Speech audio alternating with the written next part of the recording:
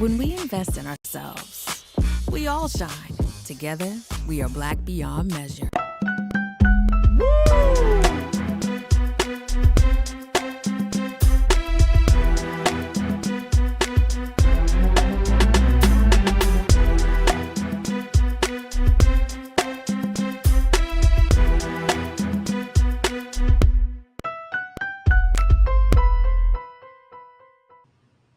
All right, folks, welcome back to The Culture here on the Black Star Network. Now, I want to talk to you about a story that piqued my interest, and I thought that it might certainly pique yours. This is the story of Bishop Lamar Whitehead, who is a bishop in Brooklyn, New York City, who was given a sermon on Sunday in front of about 100 congregants when all of a sudden he heard the door open up, and guess what?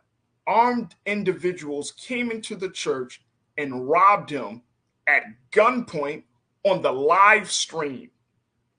Now, according to CBS News, he was 10 minutes into his sermon, and he said he knew that they were coming for him and not the members of Leaders of Tomorrow International Ministries, which is his church.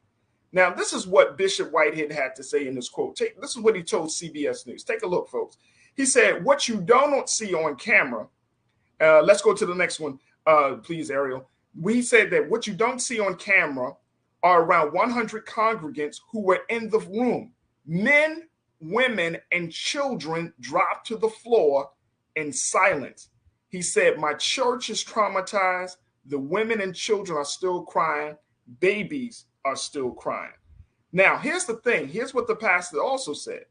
He said he believed that his family was targeted because of the publicity he received when he helped turn in the suspect wanted in the fatal subway shooting of 48-year-old Daniel Enrique in May. He said, I turned him in, but the media called me the Bling Bling Bishop. They had my Rolls Royce collar over everywhere, and I feel that played a part in this. I think all pastors should be able to get permits for pistols. Now, I brought this up because it has so many layers, and I got my dynamic duo with me today. Lise Winnie, who is the host of Millennial Anonymous podcast, and Iman Heath, who is an entrepreneur and an activist and a churchgoer.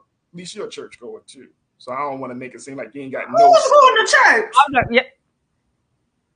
Okay. Y'all like how I started that off. All right. So I better say they don't like me in there, but go ahead. They don't like me either. All right. So there are a number of different dynamics to this story. Now the situation is this pastor was robbed at gunpoint. They got a lot of jewels. They also, according to the story, they also robbed his wife of the jewels. Now, I'm going to share with you a little bit more about this story, but based upon this situation, here's a pastor who said that he spoke up and was able to get somebody arrested for of course, breaking a crime, having a murder. But the other part of it, to have a pastor to be plastered all over the place as the quote unquote bling bling pastor by the media speaks volumes to me. And more importantly, it speaks to how media can really create dissension, how media can really be used as a tool to divide the people. And then the other part of it is the brazen violence that we continue to see happen in our neighborhoods each and every day. I mean, when you start robbing pastors on Sunday morning, because you know they're going to be there, it's just taking things to a whole new level. So, Iman, what's your take of this whole situation? I'm not going to say it was right or wrong. All I can say is there is a street known code that snitches get stitches. I'm not saying it's okay. I'm not supporting it, but I can understand the perspective why he would feel as though he was targeted due to him turning in that young man. That could be it. It could also, like you said, he was plastered all over the place with his Rolls Royce and being portrayed as a bling bling pastor. Times are hard out here, really hard. And if you're living in Brooklyn, New York is high as hell for anything. Right. So it does put a target on your back when you're labeled that way. It even says in the article they robbed his wife, put the gun to the 8-month-old child's head, took his rings and tapped on his chest to see if he had some more chains on. Right. So I definitely believe it could have been a target towards him turning in that young man. But just to add insult to injury, you look like you have money. You come off as you have money according to the media. I need some money, so let me get that up off you so I can make my money. So it's a terrible situation. It's a terrible situation. Yeah. All right, look, we want to play the video because my team, Ariel, you got the video. Folks, take a look at this situation. All right.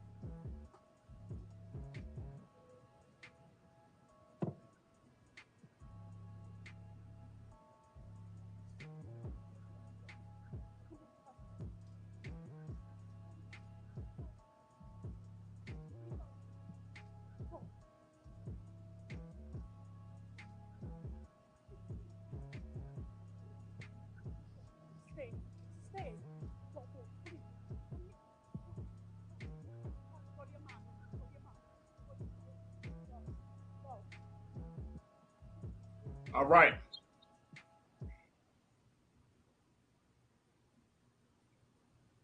That was an inside job. Yeah, because the young man in the background, standing up on the wall too. They look dead at that man and did not go up to him. Let's get this out the way.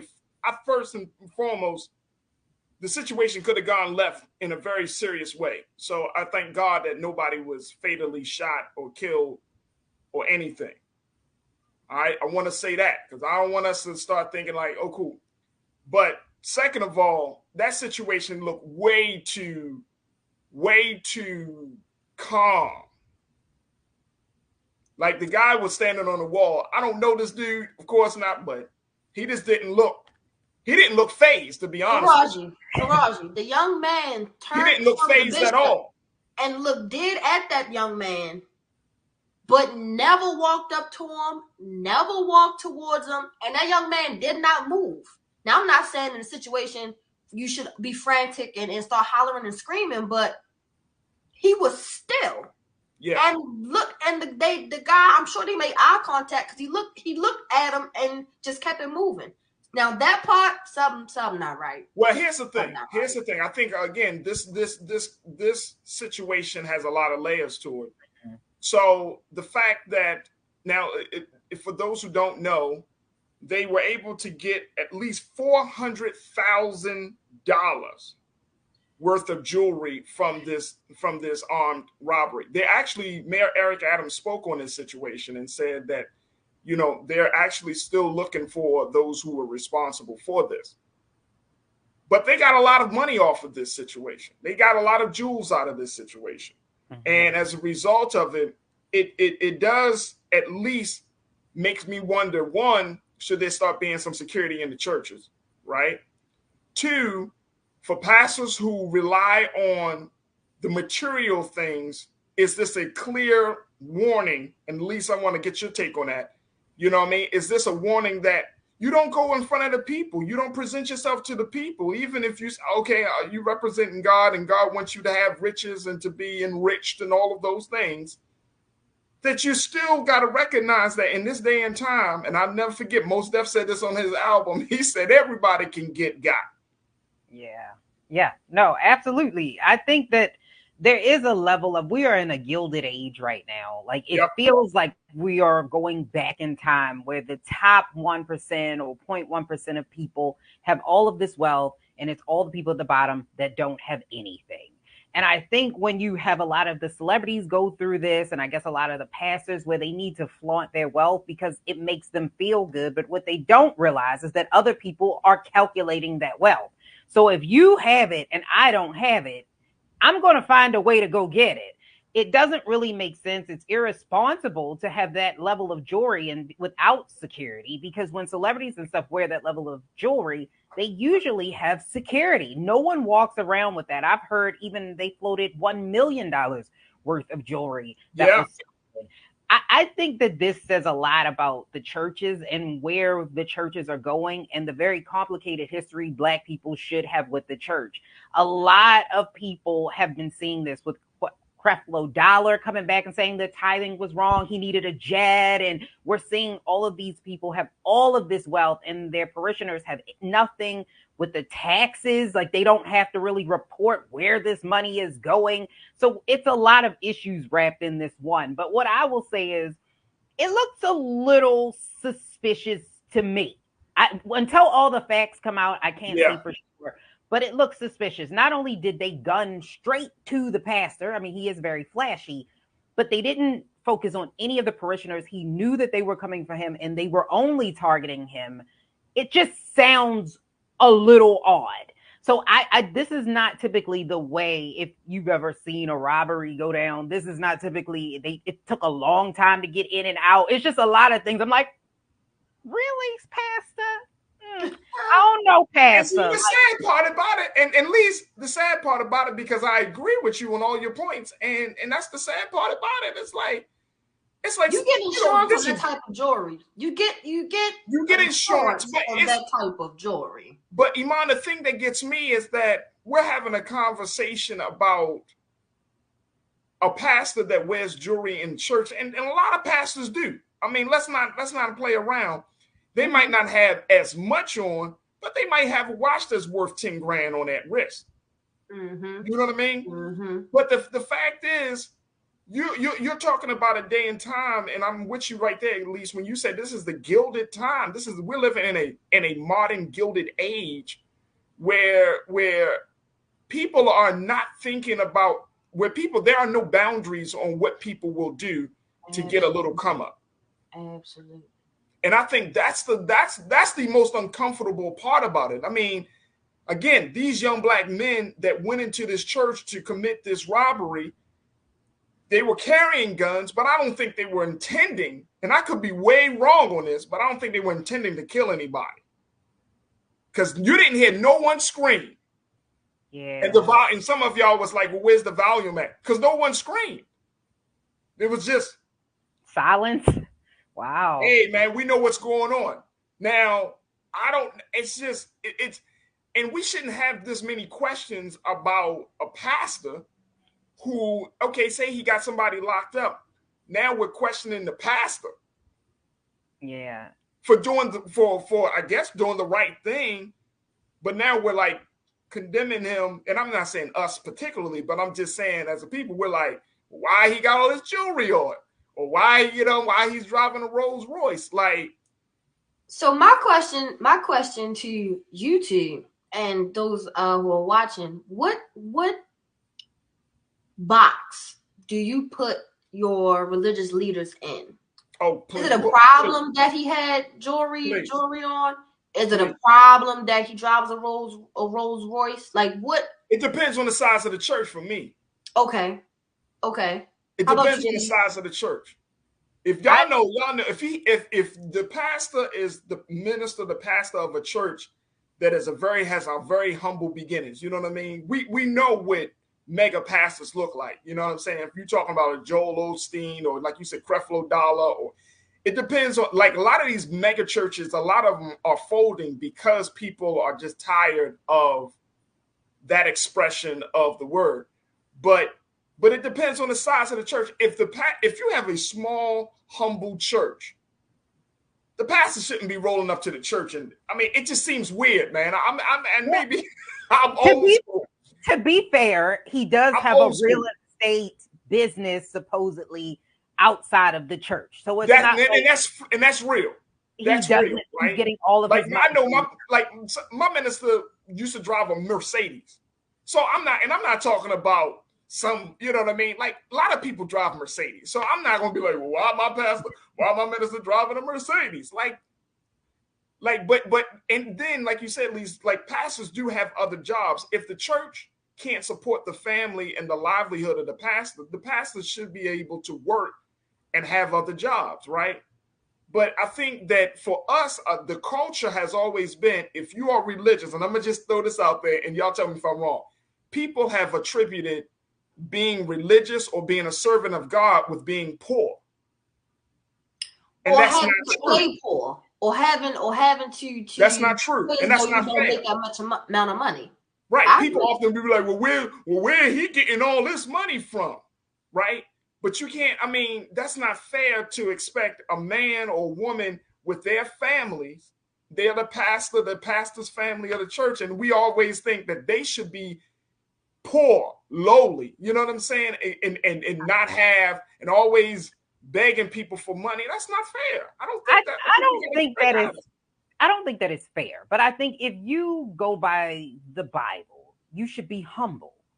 And like I said, I can't tell you, I ain't been in church in a long time. Okay, long time. But if you believe in the word, you believe in being humble, and that you do not throw this up in your parishioners' faces. My issue also is, I watched another video of this guy being interviewed by somebody. The disrespect that came out of his mouth as a pastor, calling people fat and ugly, was just the cussing pastor on Instagram. No, the guy, this one.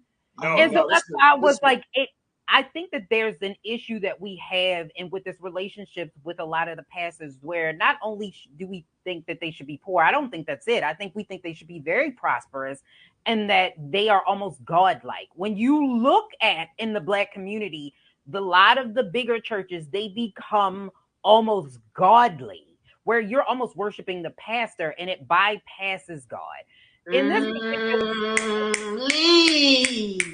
this particular situation with this pastor, I think that it was distasteful, because this isn't a huge church for you to be out there flaunting this type of wealth in this church, especially in that community, knowing that that community has all of these issues. It was irresponsible, and it was stupidity. You don't wear that kind of jewelry flashing around people who can't even get food. Inflation is here's the dynamic on it. Here's the pushback. At least here's my pushback on that. As much as I think you are making a strong point, here's the pushback on that.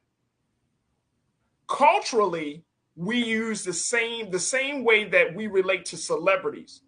Mm-hmm. It's the same way that we relate to our religious figures, right? When we see a pastor wearing the jewels, driving the big car, flashing the money, and he's telling us this is the fruits of your service to God. This is the fruits of your faith, right? For people who have nothing, that sounds like everything.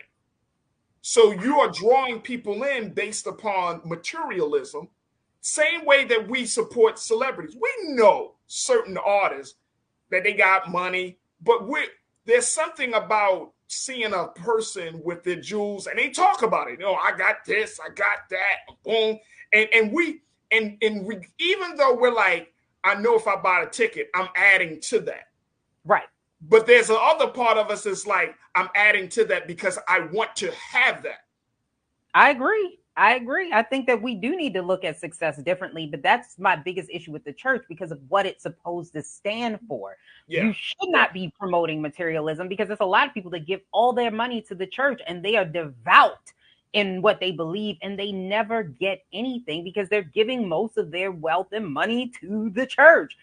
I think that we do need to hold these people accountable if you're going to be in this position. This is a position of power when you are a pastor. They can, in the community, with politics, a lot of the politicians come through churches.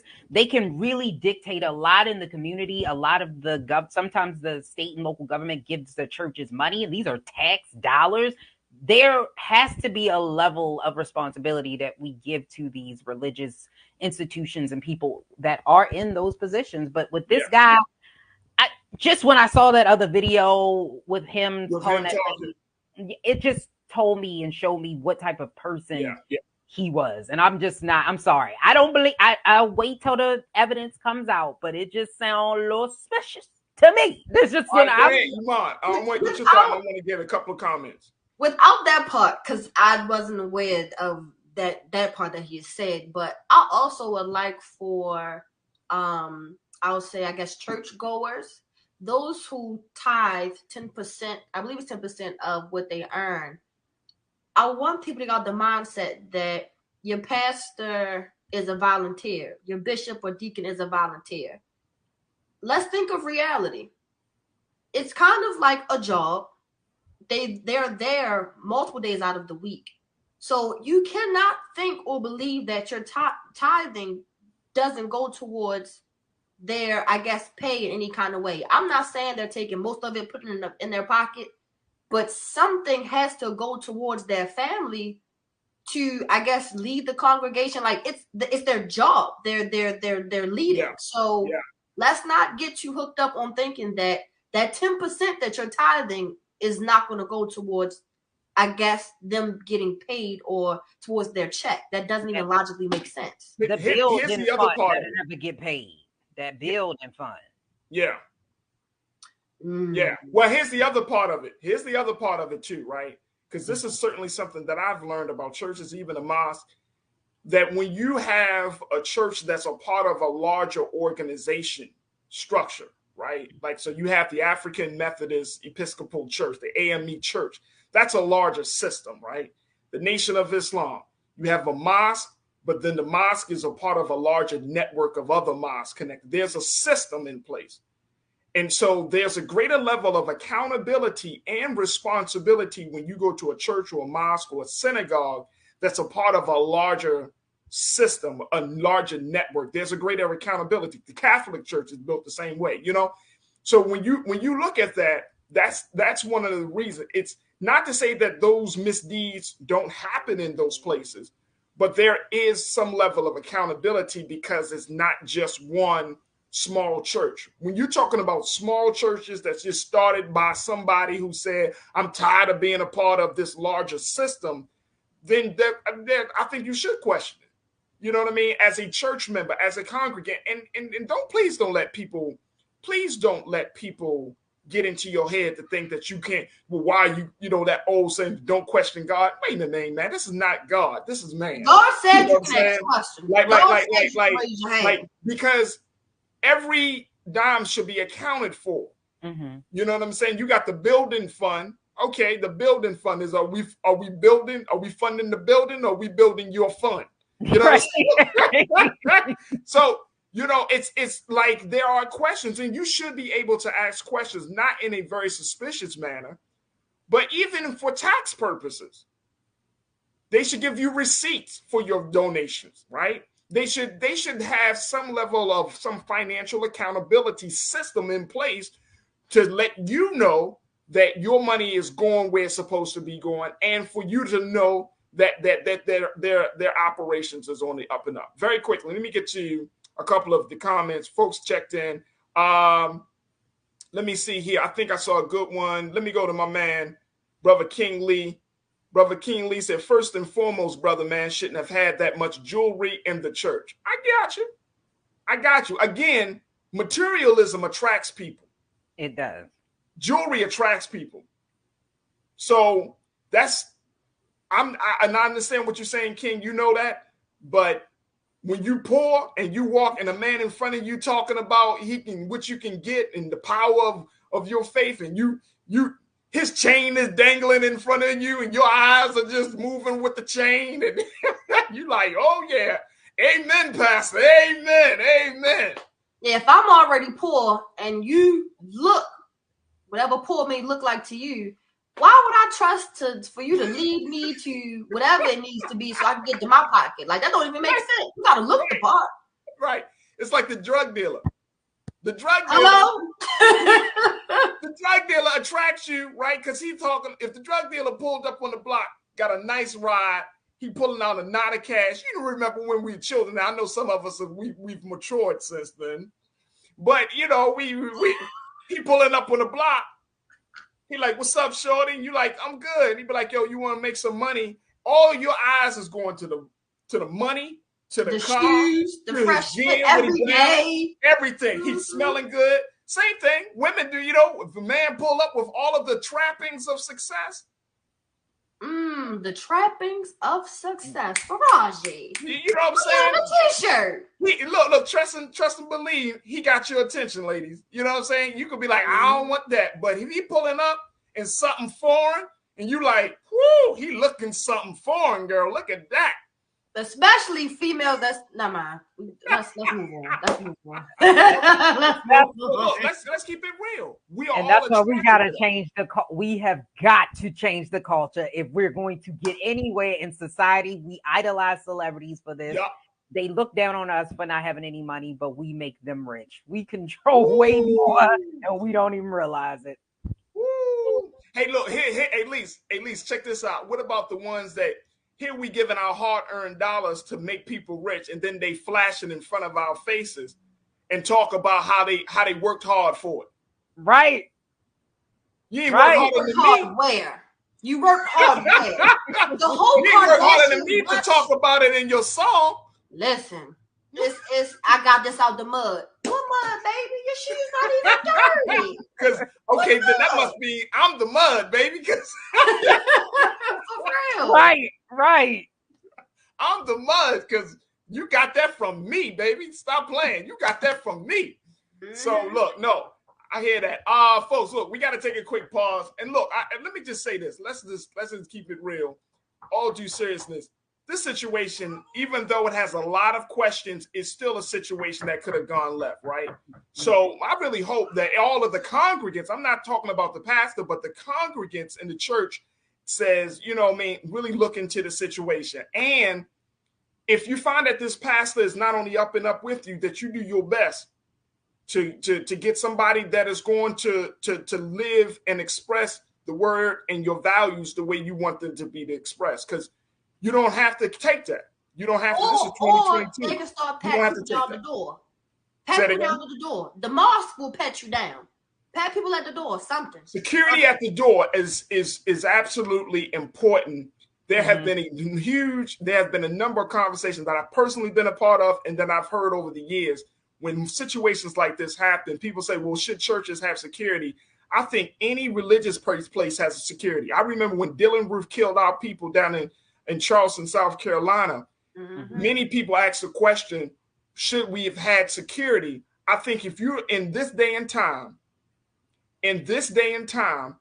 security of any religious people, especially when you have our elders and especially when you have our young in those places, there needs to be some security mechanism. In this day and time, you need security of those places with our most vulnerable. That's all I'm going to say. You can't leave it up to the Lord is going to take you. The Lord works through men and women. Work. You got to make it safe. You got to work. Work without work. You don't keep your house door open, but you're going to keep the church door open. God lock the door for me. God gonna lock the door. No.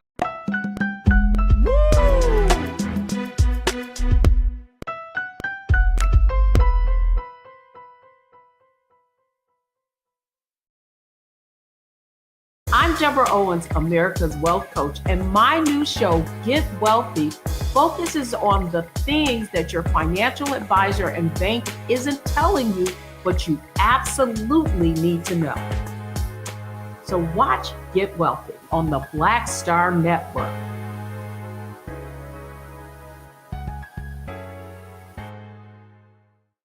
When we invest in ourselves, we all shine.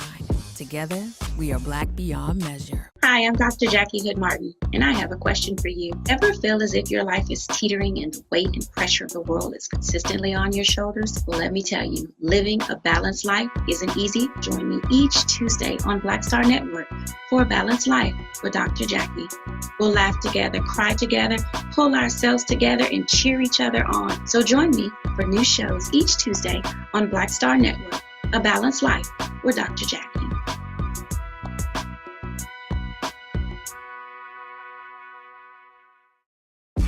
When we invest in ourselves, we're investing in what's next for all of us. Growing, creating, making moves that move us all forward.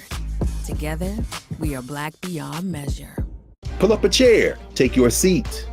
The Black Tape with me, Dr. Greg Carr, here on the Black Star Network. Every week, we'll take a deeper dive into the world we're living in. Join the conversation only on the Black Star Network.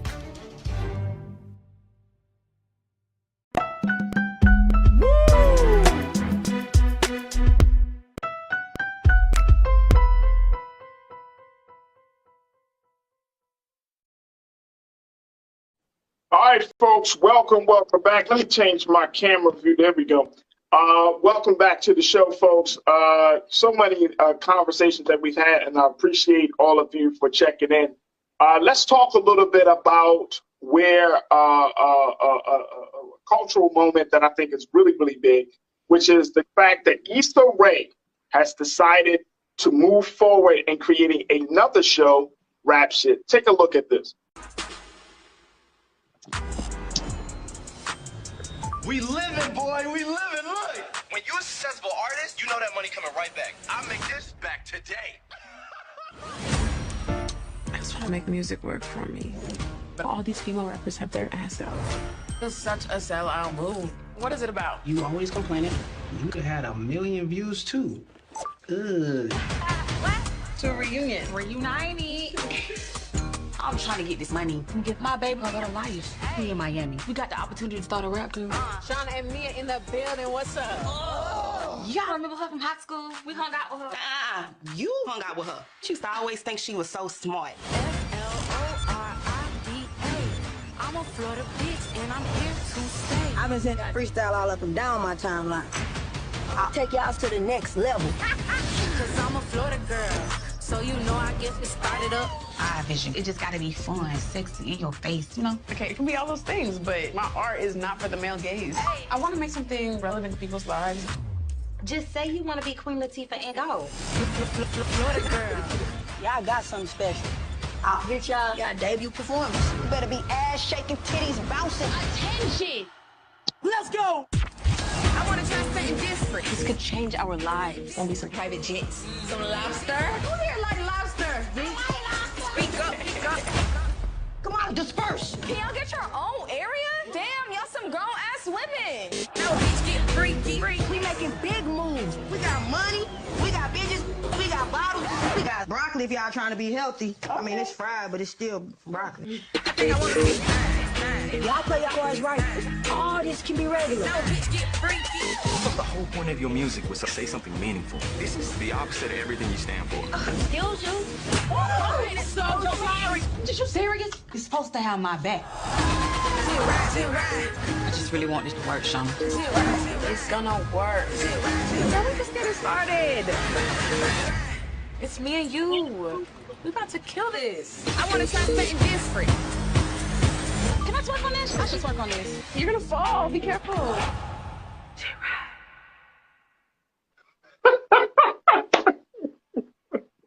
Let's bring in Jules and B-Fly into this. So, all right, what's the verdict, y'all? I gave y'all 1 week assignment, 1 week homework. Jules. Yeah. Is rap shit good for the culture or not? 100% good for the culture. It definitely, I watched the first 3 episodes, so it gives us the in-depth perspective on, one, developing the characters, so we all know who they are. So that's kind of sort of what shows during their opening. So you really don't get your action to probably your fifth or your sixth episode. But it's this right now. It's establishing the different characters in the first 3 episodes, so you know who is the who. So we kind of got a good idea of what the storyline is going to be. But I'm gonna tell you from what my takeaways from the first 3. So, it's so funny that as me being a hip hop artist, it's like I'm looking at this show. It's like, yeah, this is 100% what I deal with. So I said, maybe this is my struggle. I ain't gonna say struggle. Maybe this is the reason I'm not famous, making millions of dollars on the jet somewhere, because I toe the line between both. I love making lyrical music, but also love ratchet music. So if you listen to my albums, if you listen to my singles, I do a mixture of both. If I'd have just selected the ratchet category, in my opinion, because it's easy for me as a lyricist, I can spit anything. It was an example when she was in the car, like her whole freestyles, you know, all her raps, when she was doing them in the bedroom, they were so power driven, women empowerment, moving forward. Right. She was on that queen shit. Right. And as soon as she got in that car, she was able to flow just based off of what's going on. And I said, I deal with the same thing. If I write, I can Kendrick Lamar any verse. If I freestyle, I can freestyle anything that's going on because I'm listening to what I'm listening to right now. It's literally about what you're listening to that affects what's going on in society. So I can look at the music that I listen to. I'm like, when I rap, it's easy for me to just off the top, I can go in the booth and freestyle a whole entire album, and I know it will go platinum, but it's not what I want to talk about.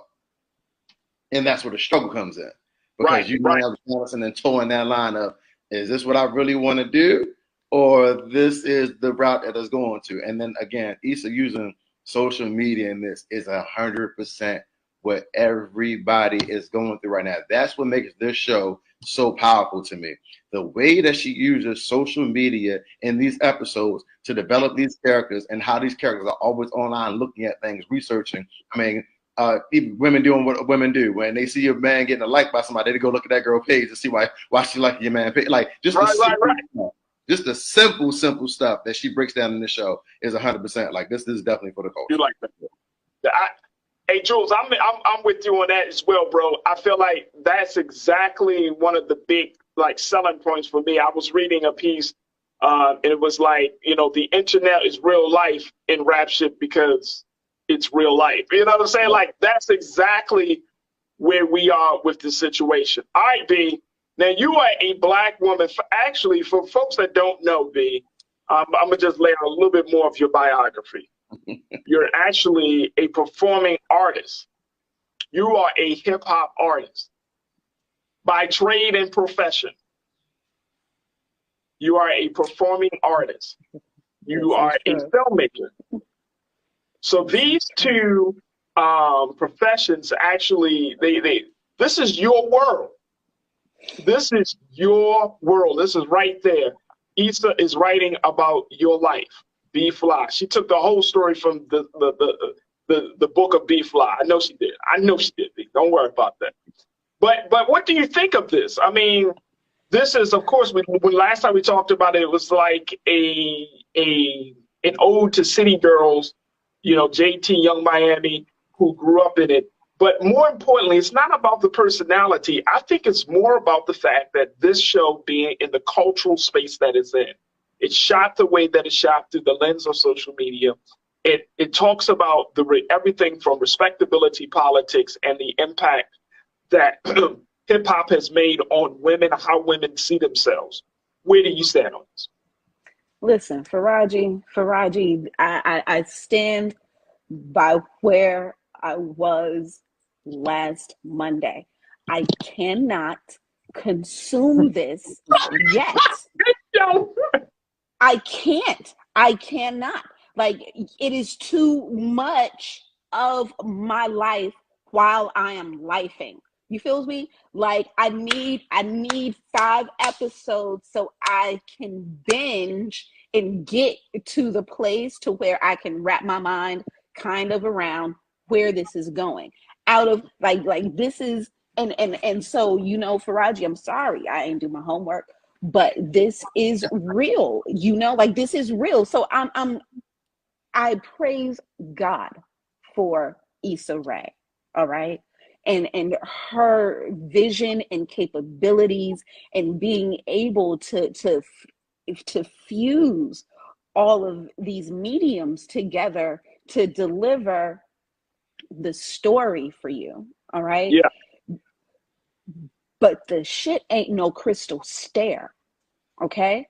So it's real. And the older you get with the decision to be that, all right, the realer it goes. The line between respectability politics, what happens when you're writing versus when you're in the zone, all right, where you are with your moral compass versus where you're willing to go for your audience potentially. All of these elements are so real for me. Like, so I cannot do my homework until we get a little bit further down the line, because I'm too deeply involved in the crux of the what the fuckness. You know what I'm saying? And so it's totally real. You know, the line, but the business and the love, and then the womaning in that, and in the scrutiny that all of the yous participate in, that end up inadvertently shaping what is so divine between one girl and one pen in one bedroom, you know? And so it's so real. It's so real. So I need everyone to continue to watch. I will catch up when it is when it's safe within the series for me as a woman entertainer, business owner, lyricist, to involve my now creative heart into this process of watching other women do the same thing that I am struggling with and thriving through. You understand? And so it's like, so for me, the rap shit so real. It's not to be, I can't toy with it because the lines are so blurry between the fantasy and the reality for this woman. You understand? Yeah. And so I can't even allow my critique to begin until we're further in and I can fully consume before I am taken away and wanting to and falling in love with these characters that I know Issa is going to make me fall in love with these characters. And so this is a part, you know, of the struggle, you know, and how much we allow media and other work to influence our work as artists. You know, everyone in this crew today are MCs. You know what I'm saying? So how much does media affect our work? As soon as we push play, I can't even listen to Beyonce right now because I'm too deep in creating and excavating like my own ideas. And the moment I push play, it's going to be affected. It's going to be affected, you know? And so where is that line? You're just in a creative zone right now. And I get that. Like, you're in a creative zone right now. And more importantly, you're just in a space where, you know, you can't really entertain other people's artistry while you're focusing on your own. And that's just the artist's way of creating. Not sure. Yep. And so, you know, I respect that. I think that this rap shit, I think that there's an art. This is not just about telling the story of two women rappers, right? You know what I'm saying, Jules? Like, this is about making a statement. Right. You know what I'm saying? There's a statement that I think that Issa wants to make by showing that the whether it's the the misogyny in hip hop, whether that statement is that women should be able to speak their truth, you know what I mean, unapologetically, unfiltered, whether it's the statement of what B was saying, like all of the societal factors that have shaped you know, how when a woman sees herself, like there are statements that are being made, which is why I appreciate the show. And there's a certain level of honesty to the show. There's a certain level of authenticity there So that I truly, truly appreciate. So that's what I want to say too. So the best part about this show is the authenticity. So let me for the listeners and viewers, let me relate it back because I'm not them, if that makes sense. I don't have to deal with the misogyny. I don't have to deal with me using my body to get views and likes and like the way they portray it in the show. Okay. So let me relate this to the artist, quote unquote, the rapper, the MC on the panel. So I've been doing music for probably now 15 years, industry wise. My first two projects, Scorpio Fair, ASA2, and then even my first album, which I call everything's just a project. So all my first three projects, Art. So Art was my final project with my last label with that situation.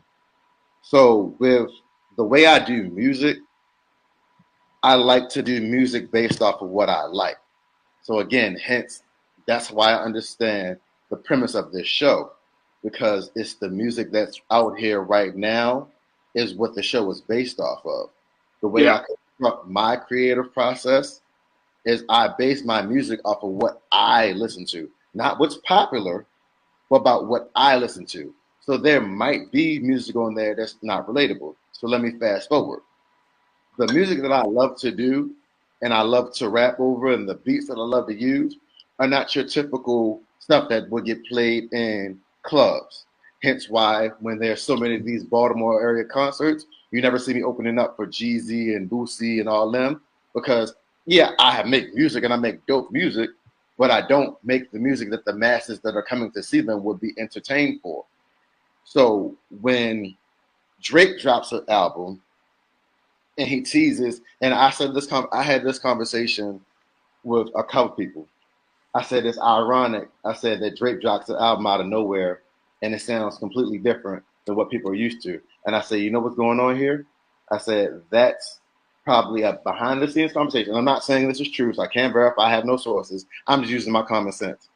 I said, I thought that was a behind the scenes conversation that Hov, which will, for the people that know who Hov is Jay-Z, for the non-culture people. Hov probably had a conversation with Drake and was like, hey, this is the direction that I think me and B about to jump on. You're the biggest artist from the male side. We want you to be the tester. Throw out an album that sounds housey, that sounds EDM, that sounds third world, and let's see how the reaction is. So when B drops her Break My Soul single, we already have that build up in place. Because if she would have dropped it out of nowhere, that would have kind of caught people off guard. But since Drake already dropped the whole entire album sounding like that, that's where you got to get the build up for Break My Soul. And then I listened to Renaissance. It's like, okay, yeah, she got a couple of things over here that's some bangers. But that's my type of music. I love house music. I love EDM. So fast forward to my premise now. I haven't dropped an album since 2016.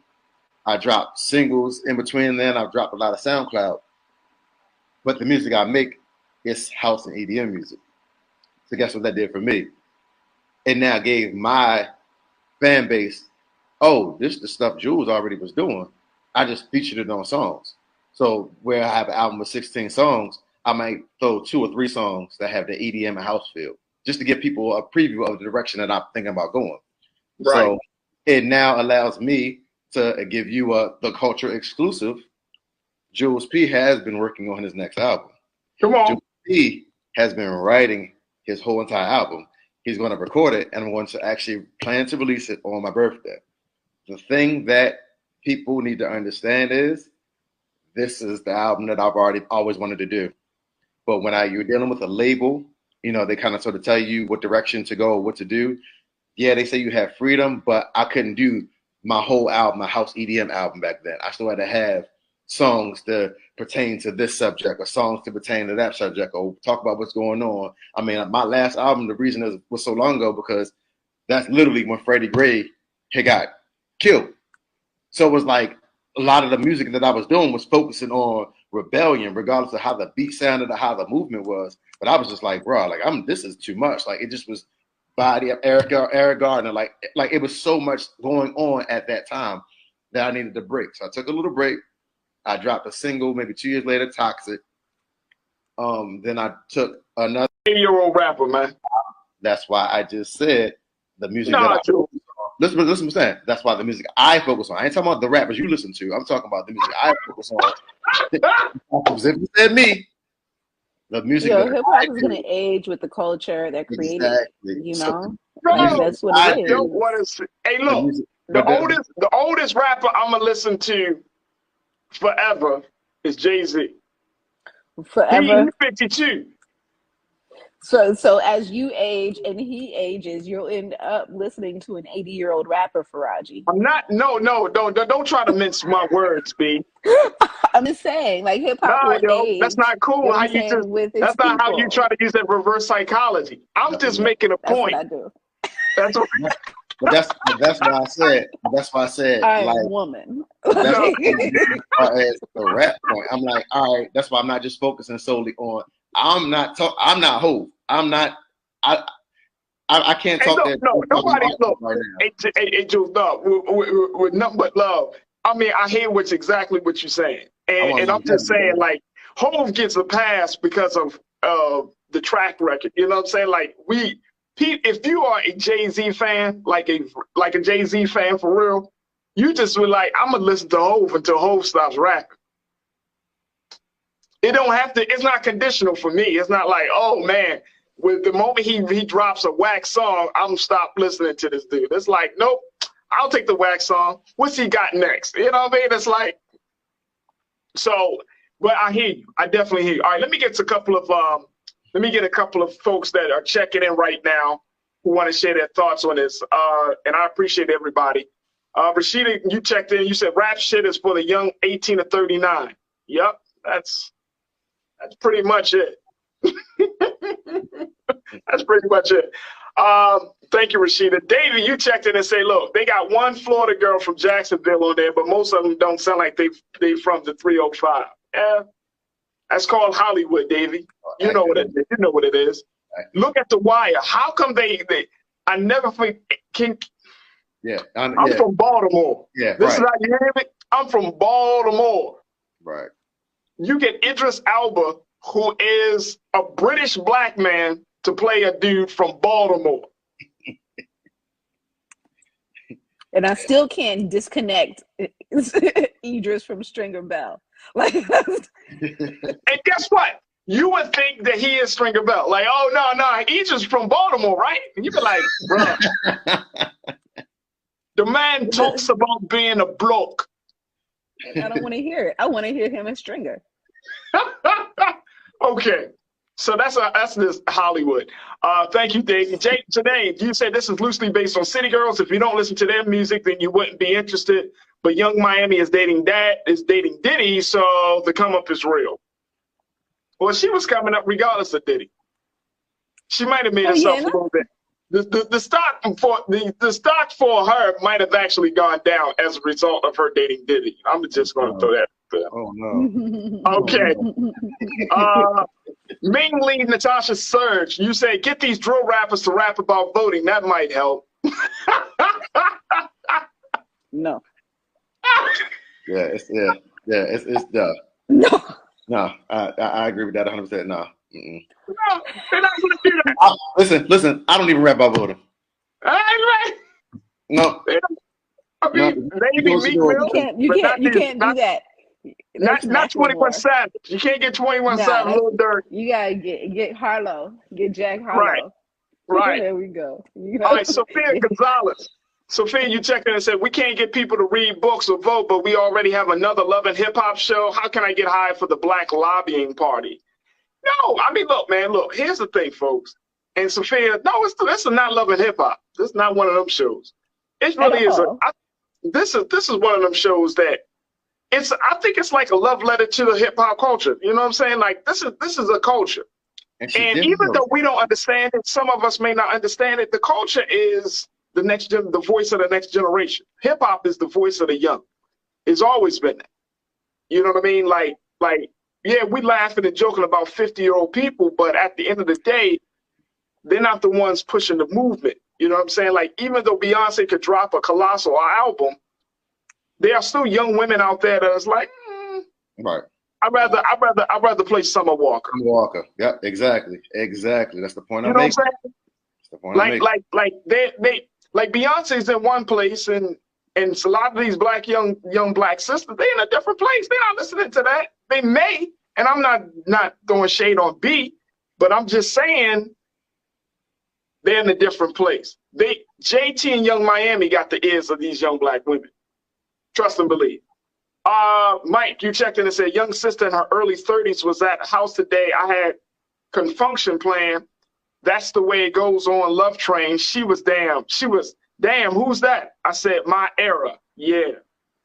You bring out confunction.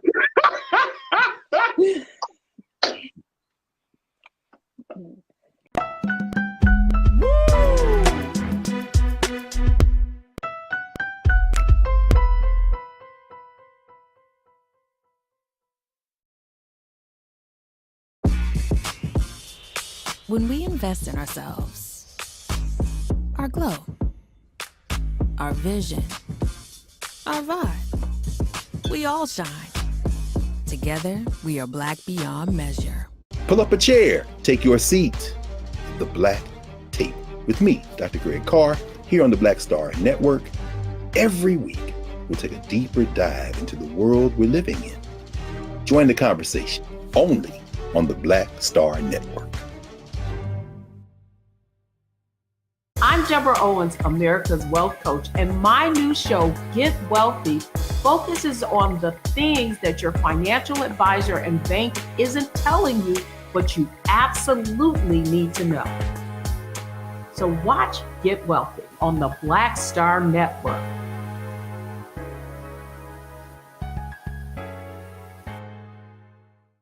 Hi, I'm Dr. Jackie Hood Martin, and I have a question for you. Ever feel as if your life is teetering and the weight and pressure of the world is consistently on your shoulders? Well, let me tell you, living a balanced life isn't easy. Join me each Tuesday on Black Star Network for a Balanced Life with Dr. Jackie. We'll laugh together, cry together, pull ourselves together, and cheer each other on. So join me for new shows each Tuesday on Black Star Network, A Balanced Life with Dr. Jackie.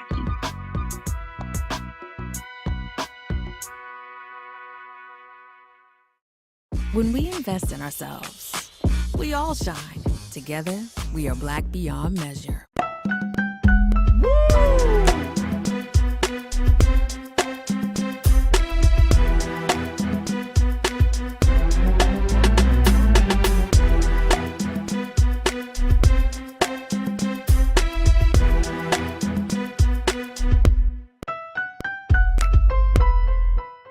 Have a conversation about these rising cases of monkeypox. Now, if you are not familiar, it's okay. If you're still trying to figure out, well, what exactly is it?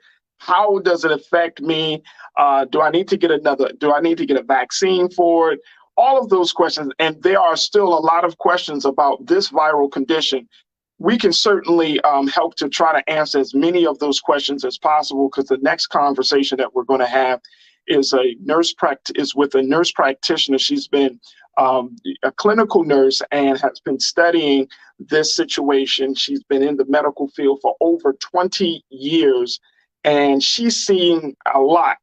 But one thing she has not seen is this conflation of viral health issues that we've been dealing with over these past few months, going from COVID, now dealing with monkeypox. And it was just shared yesterday that there is a polio case that was revealed in New York. Polio. Wow. We want to welcome to the airwaves of the Black Star Network here on The Culture, Nurse Alice Benjamin. Nurse Alice, good afternoon. How are you today? Good afternoon. I'm doing well. Hope you and the viewers are too. We are doing well, considering, Nurse Alice. Considering. That's all I'm going to say, ma'am. Considering. I don't know where to start in terms of trying to wrap my mind around just some of the medical challenges that we are facing as a people, and of course as a country. And you know, you have been studying this. You have patients. You've been in the medical field for over 20 years. You are a clinical nurse on both the individual and the family side. Is this just totally like foreign to you in a sense of seeing all of these things happen at the same time? Okay, so I want to preface this by saying that yes, I am a healthcare provider, but I'm also a consumer of health as well. And I'm a mother, I have a family. And so, yes, you know, all of the things collectively that have been happening, if we look at all of our health issues, we look at women's reproductive health issues and the battle that we've been having with that. You know, we look at COVID and we're barely getting our head above water when it comes to COVID. We, you know, somewhat are resuming normal activity, but, you know, they're saying infection rates are on the rise, and there's a new vaccine, the Novavax vaccine. So we're hearing a lot about that. The polio case in New York. And then now what's right in front of us that we're hearing a lot of these days is monkeypox. So, and, you know, monkeypox, and let me just also say this, I know we're going to talk about this later, but monkeypox is not a gay man's disease. I want to be very clear about that. You know, when we look at our LGBTQ community, a vulnerable population, women's health issues, vulnerable population. We look at COVID, brown and black people, vulnerable populations.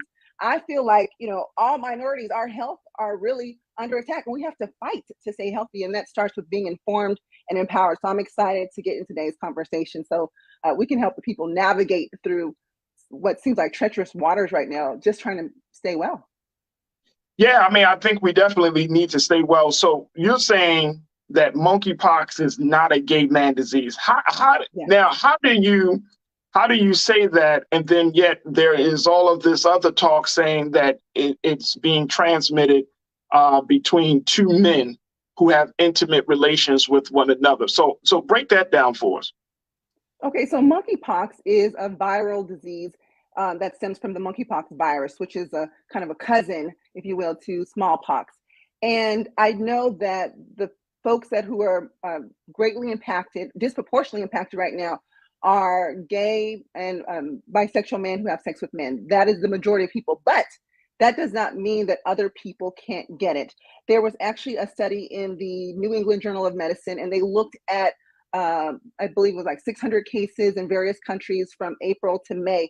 And yes, about 98% of people who were infected were men. And yes, they did get it from intimate and sexual activity. However, the way that monkeypox is transmitted is not exclusively through sex. And there's nothing genetically different about gay and bisexual men that makes them predisposed to this.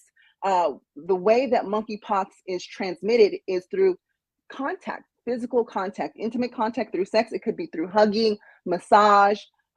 It is contact primarily with the lesions, which have a very high viral load. We also believe that respiratory and saliva can carry a high viral loads of the virus, which is why, you know, really kissing someone, being up in someone's face, you know, exchanging those type of fluids, that is how it is transmitted primarily. Now, I'll say this: it happened with gay men. It doesn't. I mean, you know, although their activity. Let me back up. We believe that some of this got to the United States from a super spreader event that happened in Europe, and then people traveled, and it found its way to the United States. Now, while it may primarily right now be occurring in that population of people, they have partners, they have friends, they have families, they have children, and that contact, whether it's intimate and sexual, or it's just I'm hugging my mom, I'm hugging Nana, or whatever the case may be, that is an opportunity for it to spread. And in fact, there are women and children who now have contracted monkeypox. So we know that this is not just a gay person's disease. And we got to be mindful, because we saw this in the HIV/AIDS pandemic. And, you know, people labeled it a gay person's disease, didn't pay it much mind, didn't get the attention it needed until it spread to the general population. If we are not careful, if we do not educate ourselves, if we do not empower ourselves, and if we do not all take the precautions for this, we can find ourselves in a similar situation. So we can't take this situation for granted. We can't act as if, oh no, I'm immune to this because as a man, I don't have sex with another man, so I'm good. Absolutely. And I've actually heard patients say that, oh, I'm not worried about monkeypox because I'm not gay. I'm not a lesbian. I'm not, all of these things. And I had to explain to them the actual mode of transmission. And when I explain that to them, I mean, even as simple as this, because, I have friends and family members who are part of the LGBTQ community. If I go and, if one of them were to have monkeypox and I were to give them high five, hug them, give them dap, all those things, there is intimate contact there.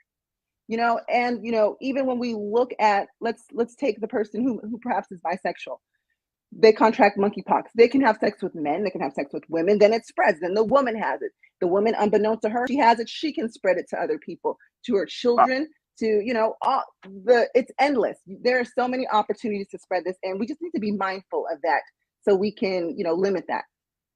So it's more it's an external condition.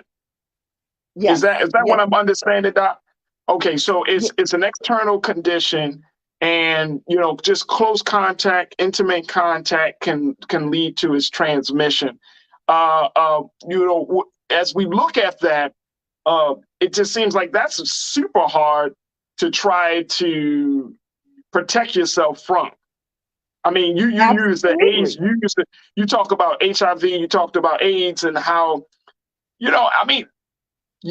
of course, we had a conversation about this yesterday, but you kind of use the invisible man analogy to say, like, and even with COVID, like we just don't know the full facts of how this thing is going to move, or how it may mutate, or how it may be spread. I mean, can we make that as something? Can we be honest about that at this point?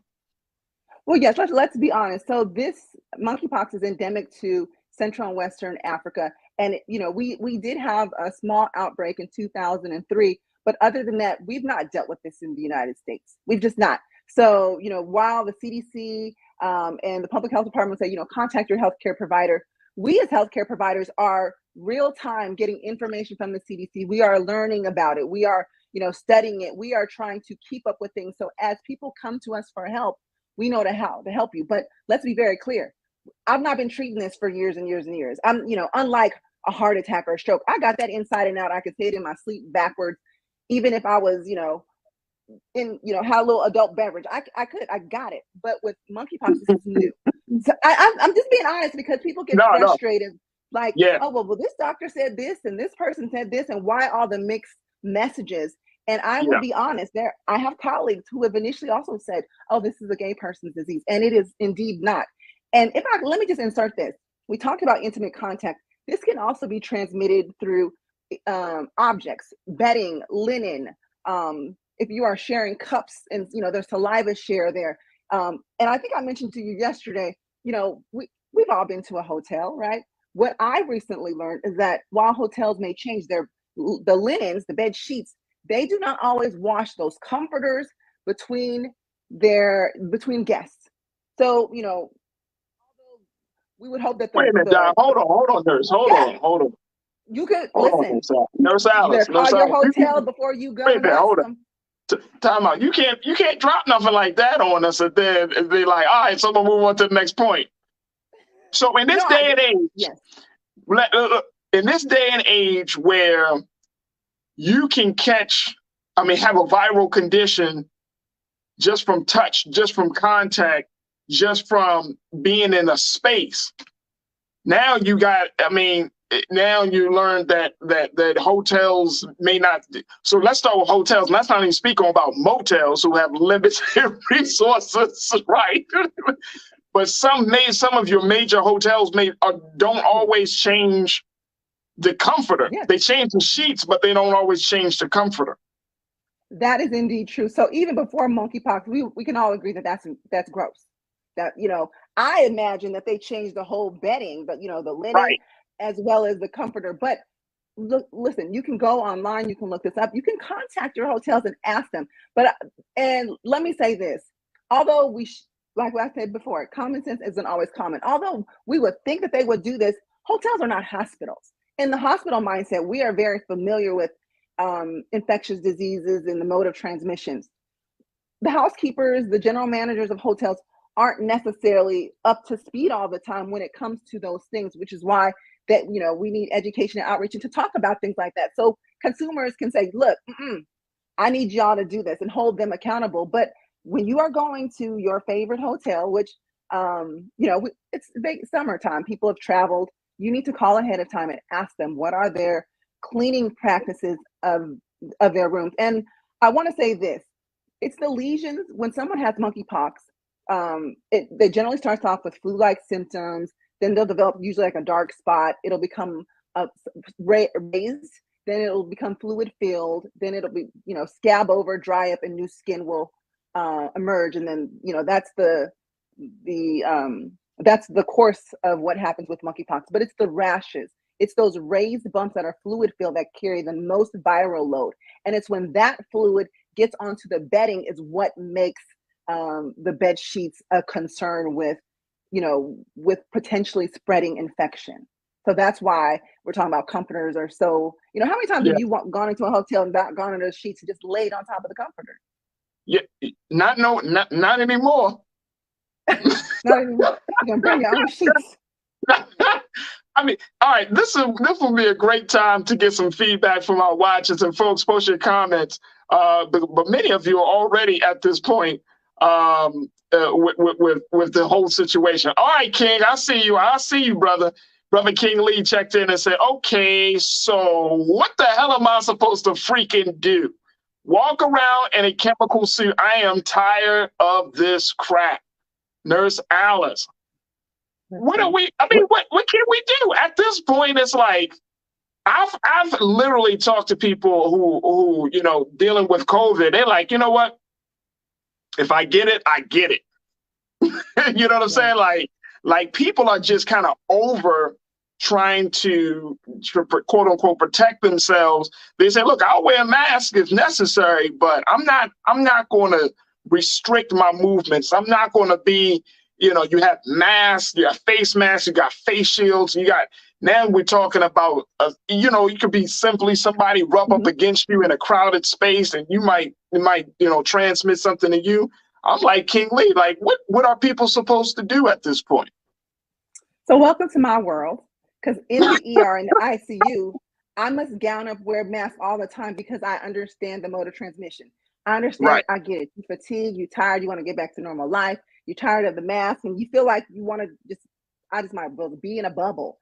However, I still want to, you know, say, do that if you want to, but then when you end up in my ER and my ICU bed, you're going to sit there and say, man, I wish I would have done this and that. I hear that so much, even with people from other medical conditions, like they've had a heart attack. Oh, I wish I would have, you know, ate healthier, just exercise a little bit more. So people who've come in with COVID, and I've had people who are anti-vaxxers, don't want to wear a mask, like, I don't care, this is made up and blah, blah, blah, blah. They've ended up in my ER, my ICU bed, and they're like on oxygen, can't breathe. And they're like, I wish I would have got the vaccine. Give me everything you got. You want all of the interventions and the help post, but an ounce of prevention could have gone such a long way, because I also want to say there is no treatment or cure for monkeypox. It is viral. It must run its course. And all we can do at this moment is to treat your symptoms. And quite honestly, so given that, and I'm glad that you brought that point up, if that's the case, if there is something coming from the federal government that says, hey, we have a vaccine that can cure you of monkeypox, that may not be accurate. That may not be true. So we as given based upon what the medical with medical professionals like you and others know about monkeypox right now, you cannot be cured of it. Correct. There is no cure for monkeypox. Now we do have 2 vaccines that have been FDA approved for smallpox, but in this situation, because monkeypox is kin to smallpox, it's being allowed some compassionate use for that. So we have the Janos vaccine, which is a 2-dose vaccine. You get it, and then come back 4 weeks later, and then there's 2 doses to that. And then there's the ACAM 2000, which is a 1-dose vaccine. But That one we're a little leery about giving unless we absolutely need to, because with that one, they're both live viruses, but with that second one, you actually will develop a small lesion and it's going to go through its course. So we don't necessarily want to give that. So there's 2 vaccines to prevent.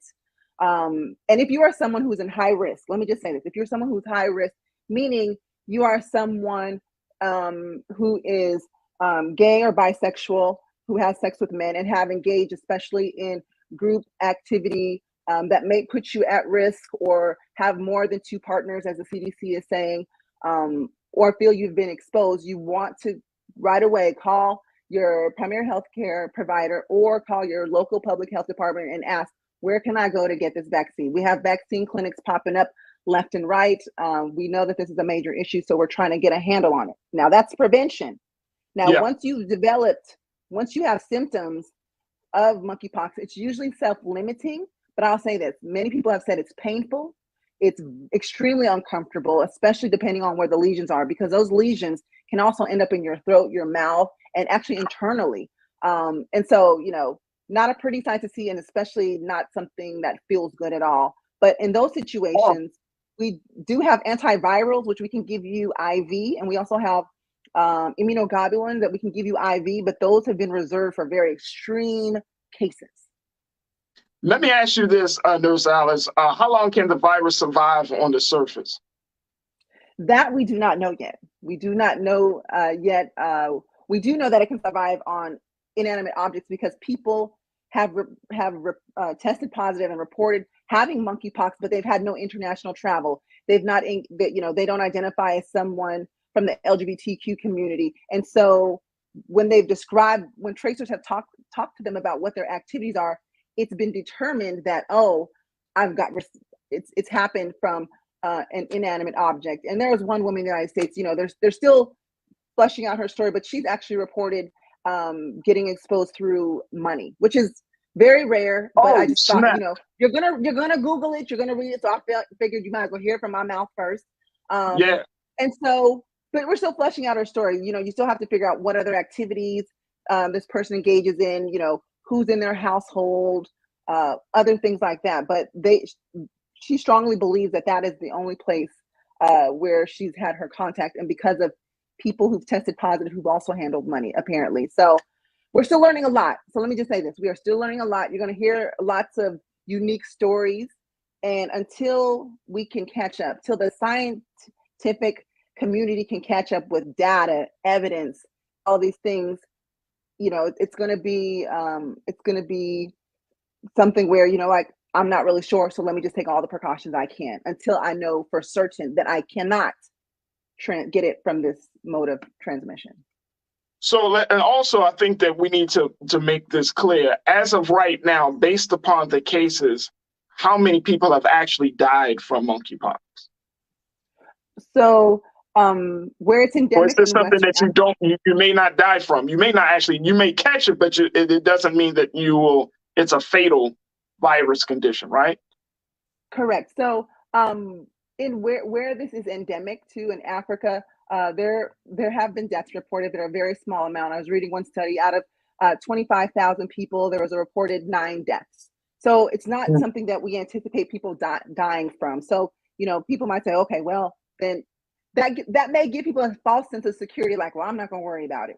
However, there are different strains of this monkeypox. Now, I'm not saying that this is going to mutate. However, if you learn from your past, you apply the lessons learned so you can be better in the future. So taking a page out of COVID's book and taking a page of what has happened in Central and West Africa and other countries, we want to be mindful that although we don't anticipate a mutation of monkeypox, which right now we have the Central African strain, we want to just be careful because we don't know exactly what's going to happen, because that's how viruses survive. They learn how to mutate in their hosts, right? Because they want to continue living. So right now death is very, very low, low probability of having. But I'll tell you this, if you do get it, extremely painful, uncomfortable. And we didn't even get into the mental aspects of what this does to people, the discrimination, the stigmatization that happens to someone once they have this, because some people out there are just really mean to people. And especially when we look at the LGBTQ community, they're already a marginalized group. And this adds another layer onto it. And even if you're not someone who identifies that with that group, we believe that the number, which is currently about 6,300 cases in the United States, is underreported because people don't want to come out forward and say, this is what I have, for being afraid of being labeled and stigmatized for perhaps their lifestyle choices or for being identified of that community when they are not, so there's lots of layers to this. So the other part about it also, Nurse Alice, is, and I'm glad that you made that point, that there's the stigmatization,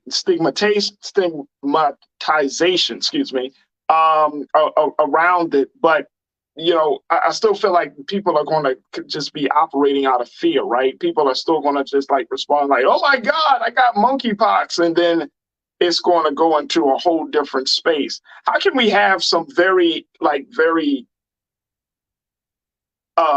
realistic and important conversations, honest, truthful conversations about this? That's the part one of my question. And then looking at how the United States government and the CDC dealt with the whole COVID-19 pandemic. Should we place our faith that the Biden administration, the CDC, and some of these other medical institutions are going to give us the proper and accurate and one message about monkeypox? Well, you bring up a good point, because I will say this, the CDC, the federal government, did a horrible job of communicating to the public about COVID, especially when we didn't know as much as they made it seem like we knew. We were learning real time. We were gathering data from all over the world. Tell the damn truth, man. Yes.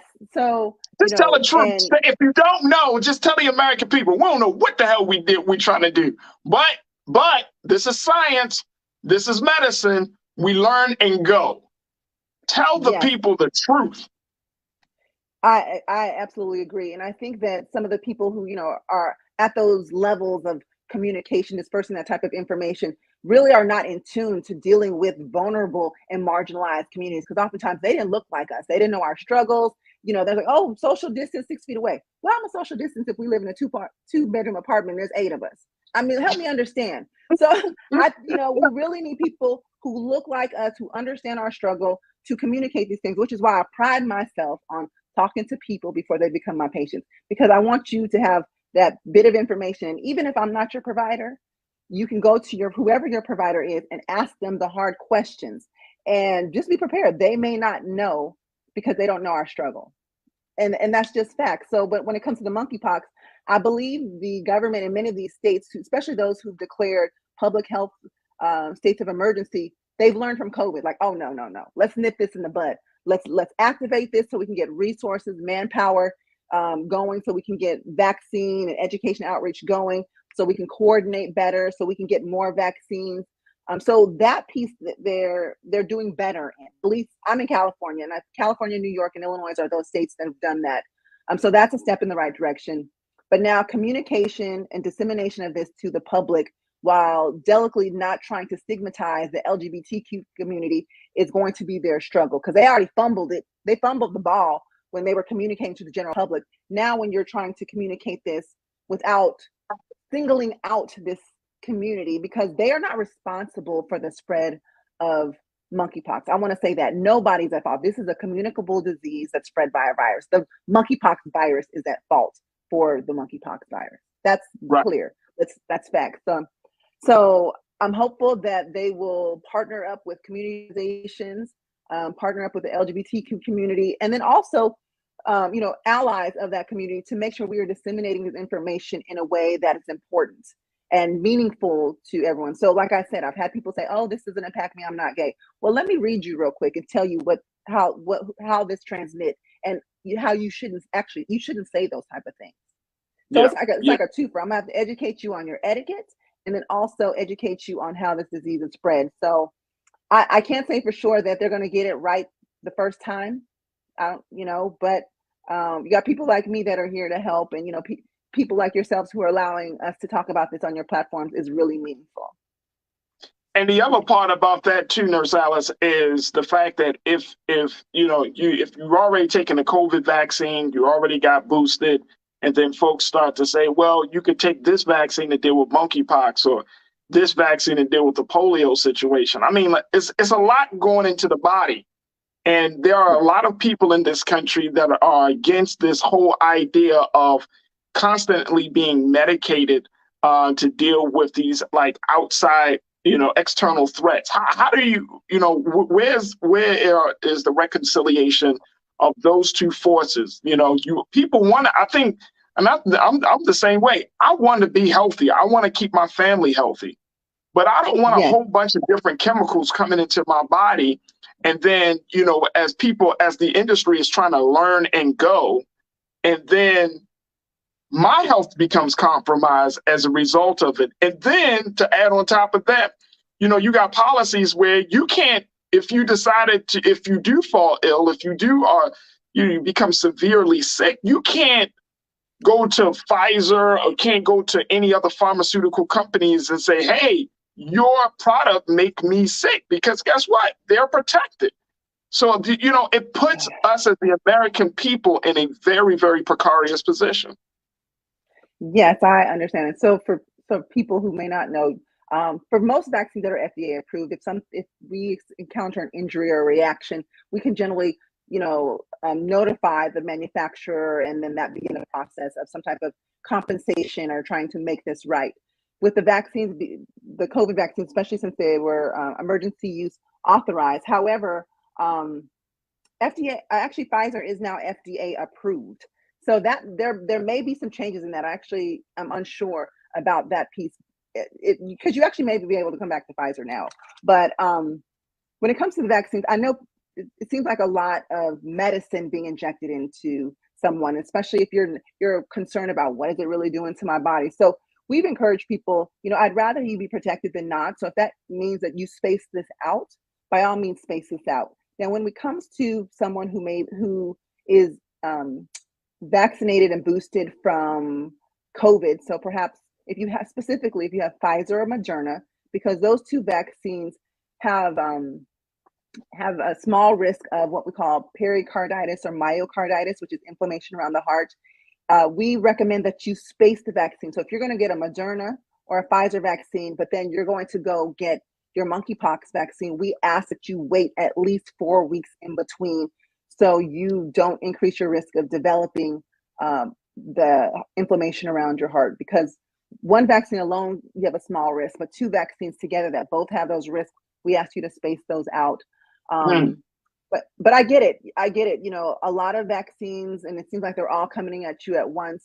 You're a little leery because you don't really understand the science. We don't have long-term data yet. Perfectly reasonable, and it's okay to feel that way.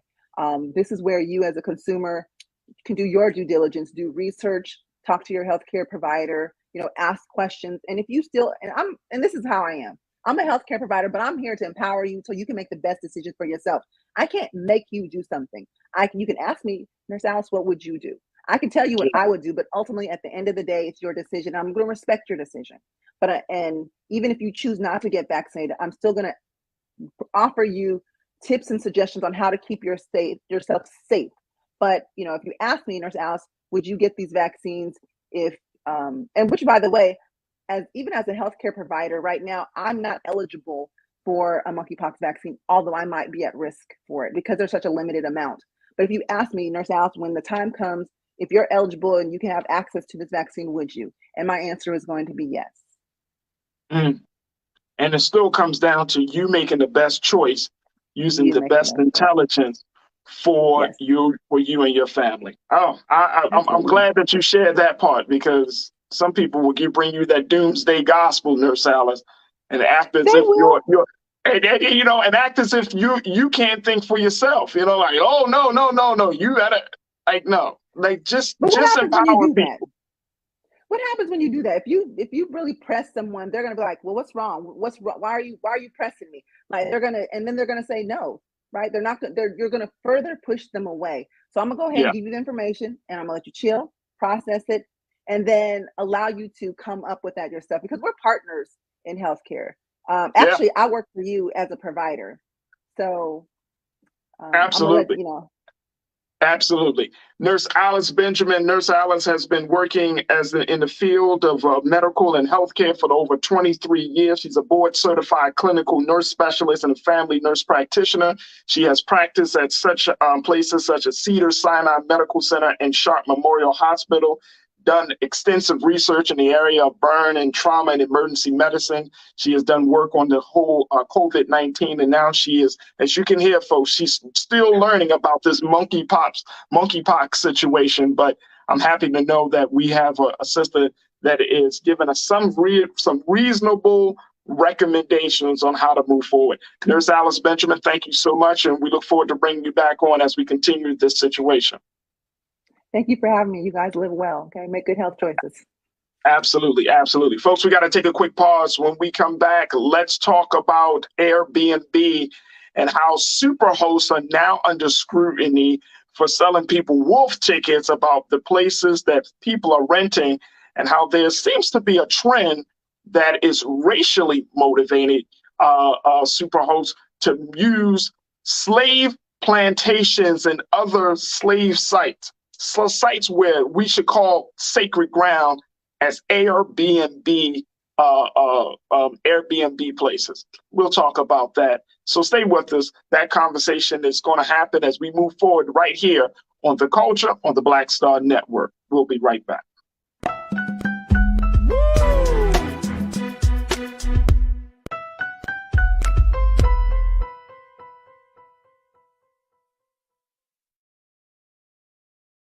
When we invest in ourselves, we all shine.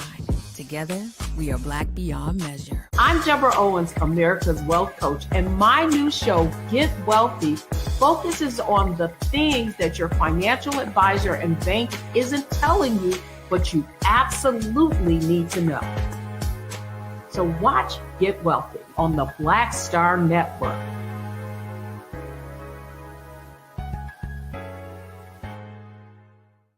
Hi, I'm Dr. Jackie Hood Martin, and I have a question for you. Ever feel as if your life is teetering and the weight and pressure of the world is consistently on your shoulders? Well, let me tell you, living a balanced life isn't easy. Join me each Tuesday on Black Star Network for A Balanced Life with Dr. Jackie.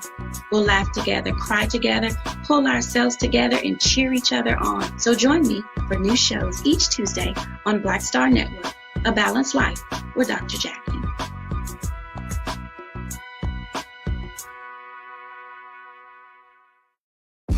When we invest in ourselves, we're investing in what's next for all of us. Growing, creating, making moves that move us all forward.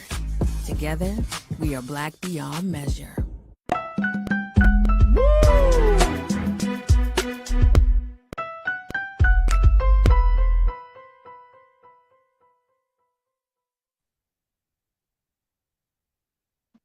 All right, folks, welcome back to the show. Welcome back to the show. All right, now let's have a conversation about Airbnb. If you're like me, as you're traveling and you're moving around, you know, sometimes the hotel decision, making a decision to be at a hotel, could now consider what Nurse Alice Benjamin shared with us about cleanliness. Man, it's going to have us thinking twice about hotel stays. But if you have been like me, you know, you find that sometimes hotels can be pretty costly.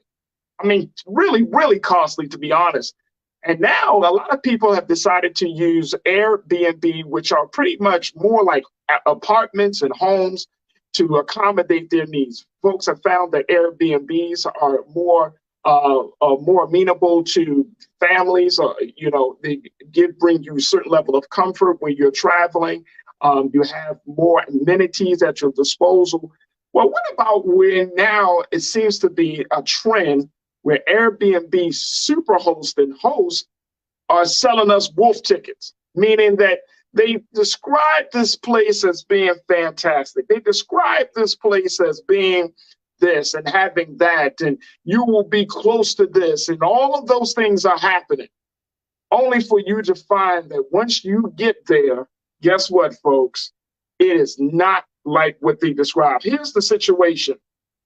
This happened to as one superhost was recently exposed by a TikTok user for telling people that that they were going to have access to a state-of-the-art place. Take a look at this, folks. TikTok exposed this Airbnb host for listing slave quarters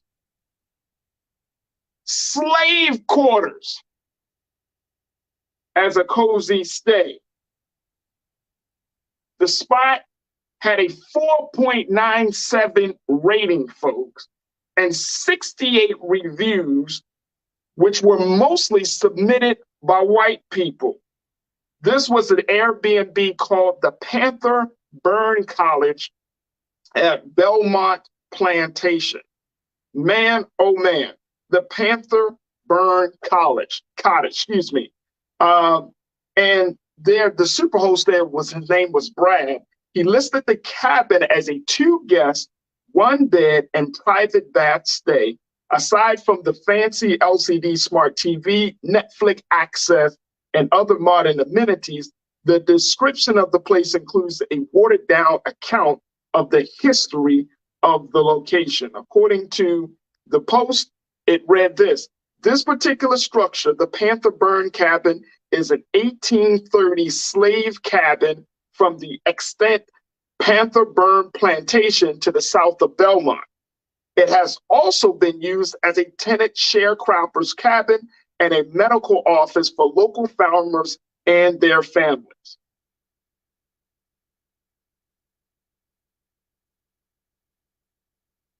Wait a minute.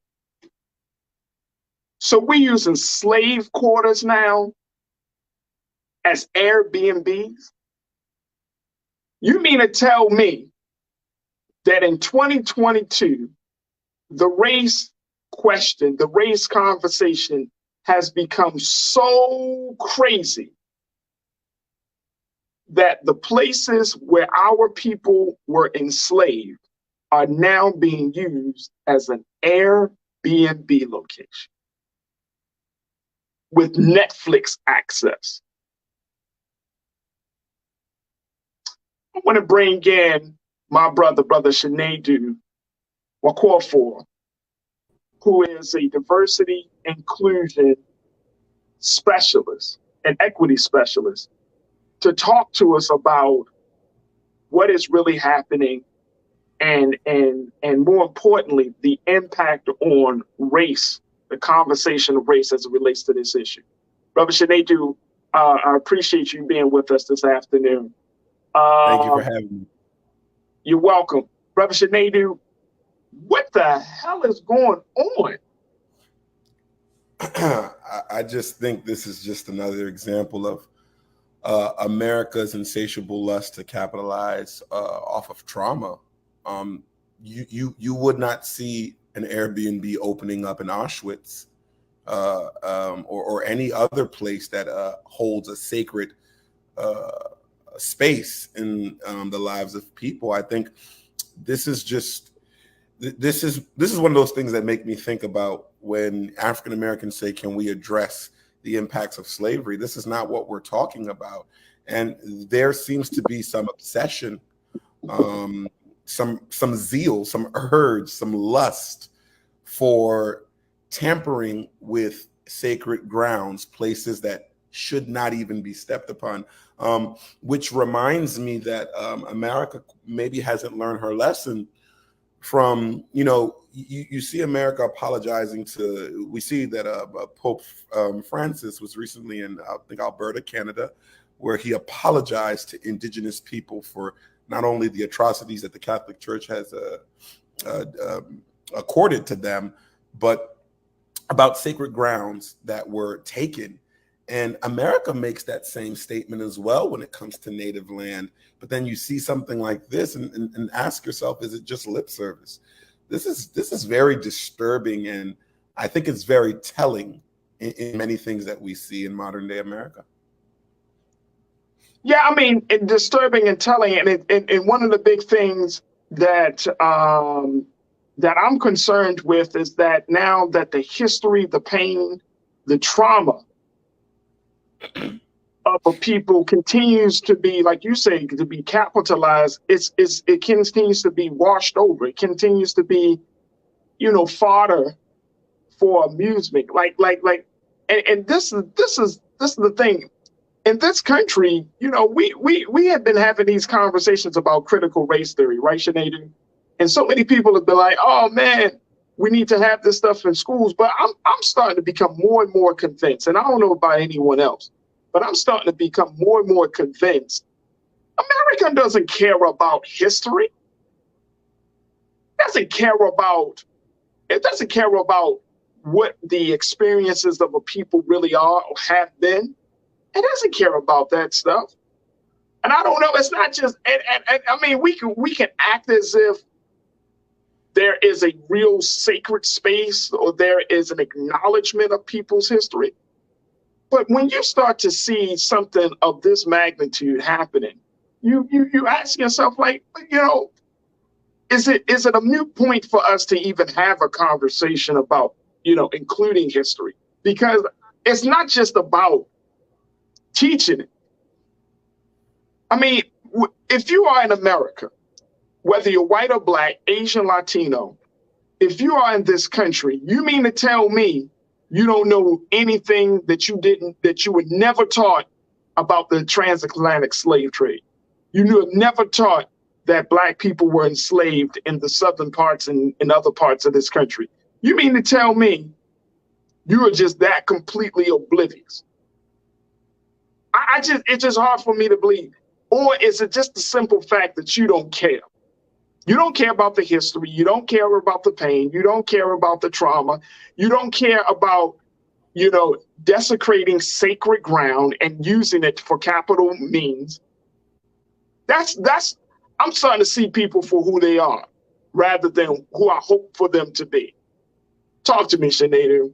Yeah, I think education is the least of the worry, because we were educated to understand that Confederate states lost the battle. However, there's still some level of reverence towards Confederacy and that flag, and you see people who carry it, they carry it with so much respect, honor, and valor. It's just a simple thought of America being very choosy, if you will, towards the history that they think is the one that you should care about. Hence the critical race theory conversation. There's parts of our history that America just does not have an interest in respecting. They'll make mentions of Martin Luther King's speeches, but put no actions towards the words he pontificated. And that just has been America. And quoting Martin Luther King's words, you know, he famously said, you know, be true to what you said on paper. America says one thing and clearly does another. I just think this situation is heinous. I'm glad Airbnb is taking the correct steps, I'm hoping, to solve this matter amicably. But get off of Airbnb for a second. An American, a human being, thought that it would be prudent to rent out a slave quarters that were used to treat people like cattle. And we see America make, back to my example of the Confederacy, when we wanted to take statues down within the last 2 or 3 years, you saw so much people make reverence and say, no, there's no way this could happen. But you don't promote the freedom and respect of America if you do one thing on the left and don't follow the other on the right. To me, it speaks highly on the lack of respect that people have for the struggle that Black people made and the enjoyment. I'm sorry, if you ask me, I would conflate this to the enjoyment that white people used to have of watching Black people get lynched. I don't see a difference here. Brother, I mean, definitely, I definitely get the same vibe, and I think that is the most. That's one of the perfect analogies. It's like, hey, people's pain is you know what I mean, some type of circus act. You know what I mean? Like oh yeah. I mean, when you look at what's actually being said about this Airbnb and some of the reviews that came in, I mean, and I can't tell, Brother Sinead, whether these are real reviews or they, you know, or not. But some of the reviews from white people saying, oh, this was memorable. Highly recommend watching the sunset. One review said, another review said, enjoyed everything about our stay. The cottage, the history, the tour, breakfast, all of it was great. And then another review called it a delightful place to step into history. Now, and see, when you're talking about making mockery of a people's pain, one of the most traumatic events in American history. But then you want us to believe that you want us to believe that you're trying to move forward, that you really care. That message get lost in the laughing and the mockery that you make of our experience. That gets lost because guess what? You've shown that you don't care. And the silliness here, to add to that, Brother Sinedu, the silliness is that some Black folks will still try to defend some of this thinking. And I always tell people, like, yeah, white supremacy is such a poisonous philosophy and ideology that it can turn people into almost like beasts. You know what I'm saying? It just makes people other than themselves and exhibit savage thinking and savage behavior, that you gloat in the hurt and the pain of another person or another people, that you think it's funny that we went through that experience. But then you get all up in your feelings when you hear Black people talk hard about white people. So I just don't understand it. It's hard for me to reconcile, bro. You know what I mean? It's hard for me to, and it's hard for, as a student of history, it's hard for me to be like, well, they just don't know no better. No. I truly believe, and you please, Brother Sinedu, you can definitely check me. In 2022, if you are still exhibiting this level of ignorance about history, it's not because you've never been taught. It's because you choose to be in that space. It's not that you haven't had a chance to learn. You choose to be in that space. That's what I'm getting, bro. That's what I'm getting. Yeah, I've always had this strange concern about, some of these things, and I would be hard pressed, since the reviews spoke highly on a historical significance. I'd be highly pressed to know how many of these people have came to the Blacks in Wax Museum here in Baltimore, or the Museum of African American History designed by David Ajayi in DC, and how many of them would want to sleep there? Because it's one thing to go to a house and say, oh yeah, it's for historical significance. I don't think in those houses, I could be corrected, that they have the graphic explanation of really what took place. But I think I fancy this around how people like to go to a haunted place or a place that has some type of paranormal activity. It's a thrill. And that is very dangerous when you get thrilled by the trauma of other people. And I brought up museums because, again, I want to see who wants to go. If you haven't been, I want to see who wants to go to the basement of the Blacks in Wax Museum and sleep there, of any race. Or better yet, the question is, why are you doing that? There is, let me give you an example. There is Colonial Williamsburg here in the eastern region of the States that is very much known for a lot of American history. I think the Battle of Appomattox was fought not too long from Colonial Williamsburg. And what I find very respectful is they will have places for you to find refuge that are not on those sacred lands. My question is, why do you want to sleep there? what then is your gain? And then you say things about watching the sunset. The people who lived there, who suffered there, they weren't enjoying the sunset. The sun and the moon were their navigational tools to find their ways to freedom. So to trivialize this pain into it's not that big of a deal, it makes me laugh.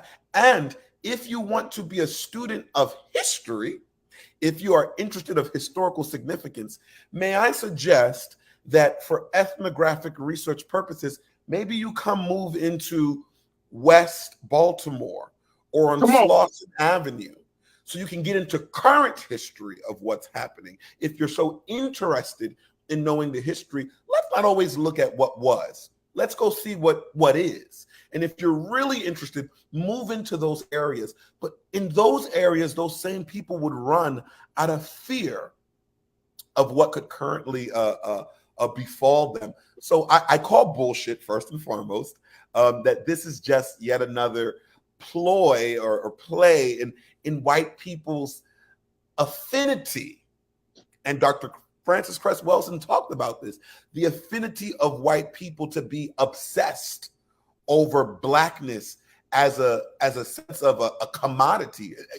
Right back to how much of the funds of that Airbnb is going back to Black preservation or Black change agent organizations? These are all questions that I'm just curious to know. All questions. All questions. These are very, very serious questions, Brother Shanadu.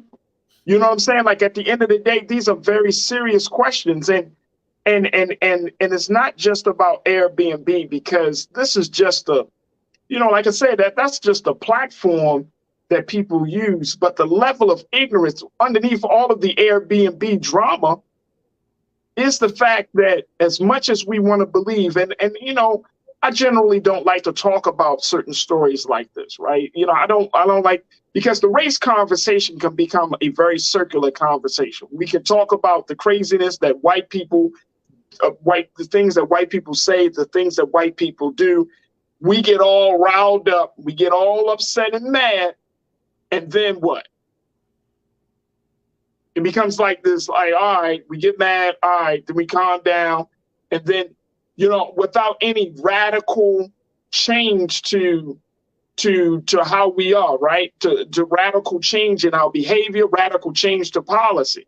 So unless we're going to move the needle forward, I think that's important. The reason I brought this particular story up is because of, one, what we're seeing in the level of fraud that is on these spaces, right? That was once used, it's a simple thing. Hey, you want to rent out a space? You can rent out a space. You don't have to go to a hotel. Now it becomes this racial thing. And now we have to have a conversation about the sensitivity of Airbnb hosts of certain places. Now we got to have a conversation about which spaces are off limits to rent.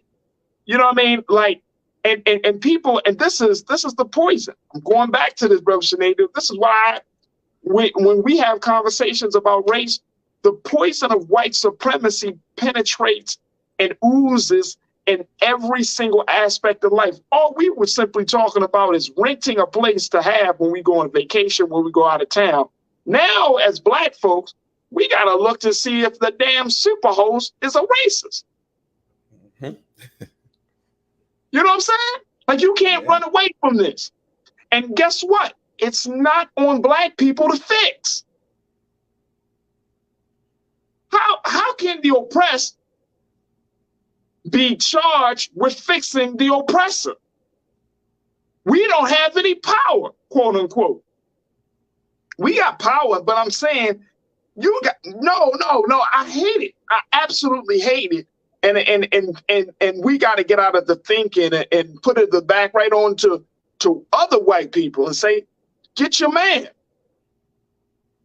You gotta, if you are a good intentioned, conscious white person that you are sick and tired of racism just as much as we're sick and tired of racism, then you better get your man, get your woman, because we can deal with them. but you may not like the outcome. If we deal with them the way we want to deal with them, you may be like, well, you want to slow that thing down. You know what I'm saying? Like, because we, this is a different generation. This is a different time. We're not going to keep doing this. I'm not passing this madness and this garbage on to my children, man. This thing's got to end. I mean, just keep it real. This thing's got to end, brother Sinead. You know what I'm saying? Like, we're not dealing with this. This shit got to end, man.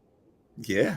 You know what I'm saying? We lost too many good black people to racist acts, to racist policies, to mockery, to racism, mating jokes.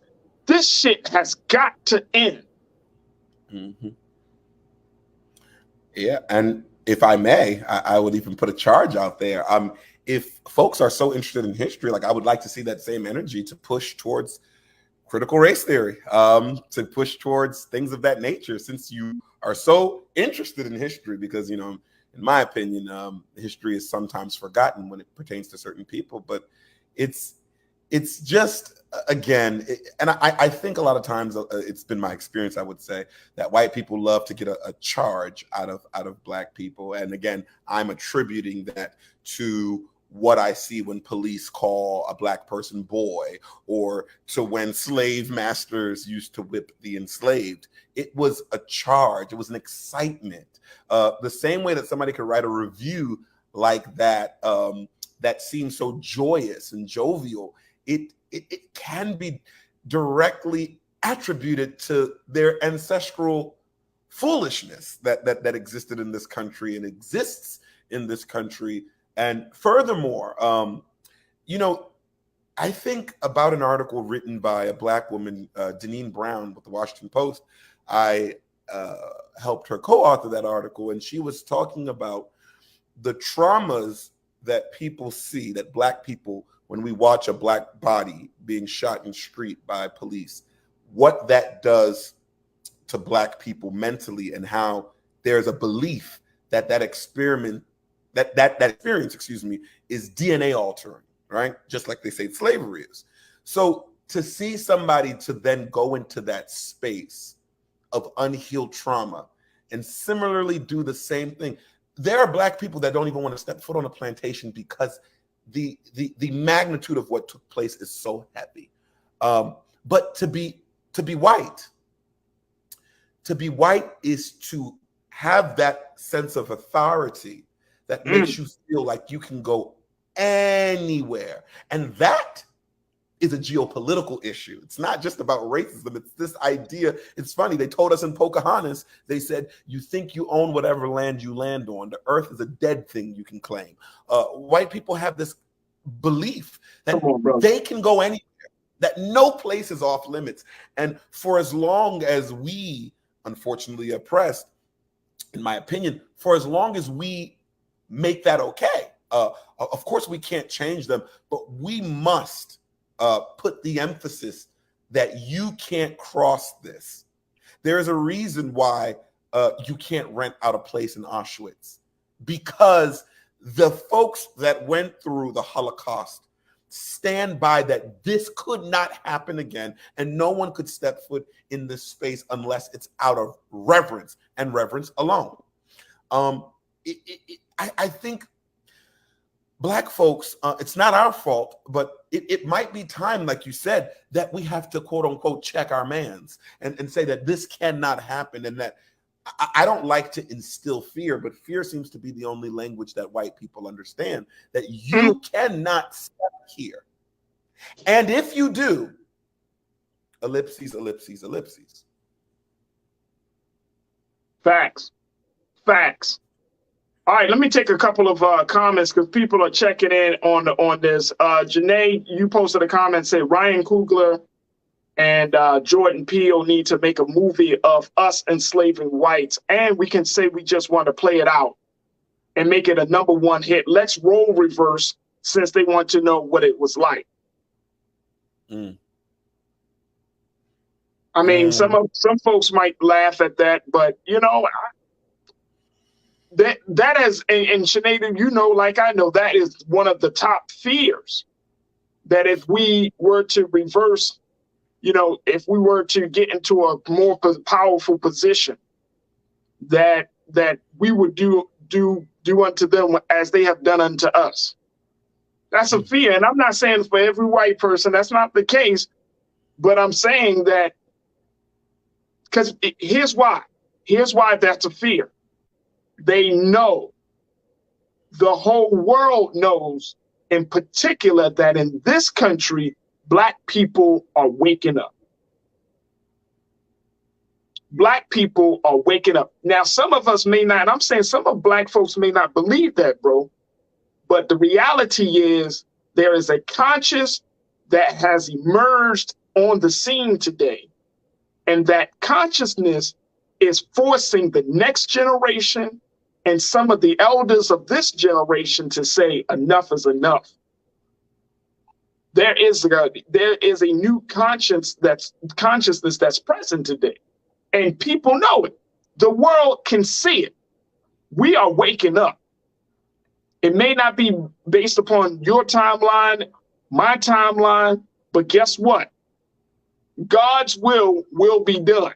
I truly believe that. I truly believe that. This ain't racism. This ain't nothing, no hatred of any time.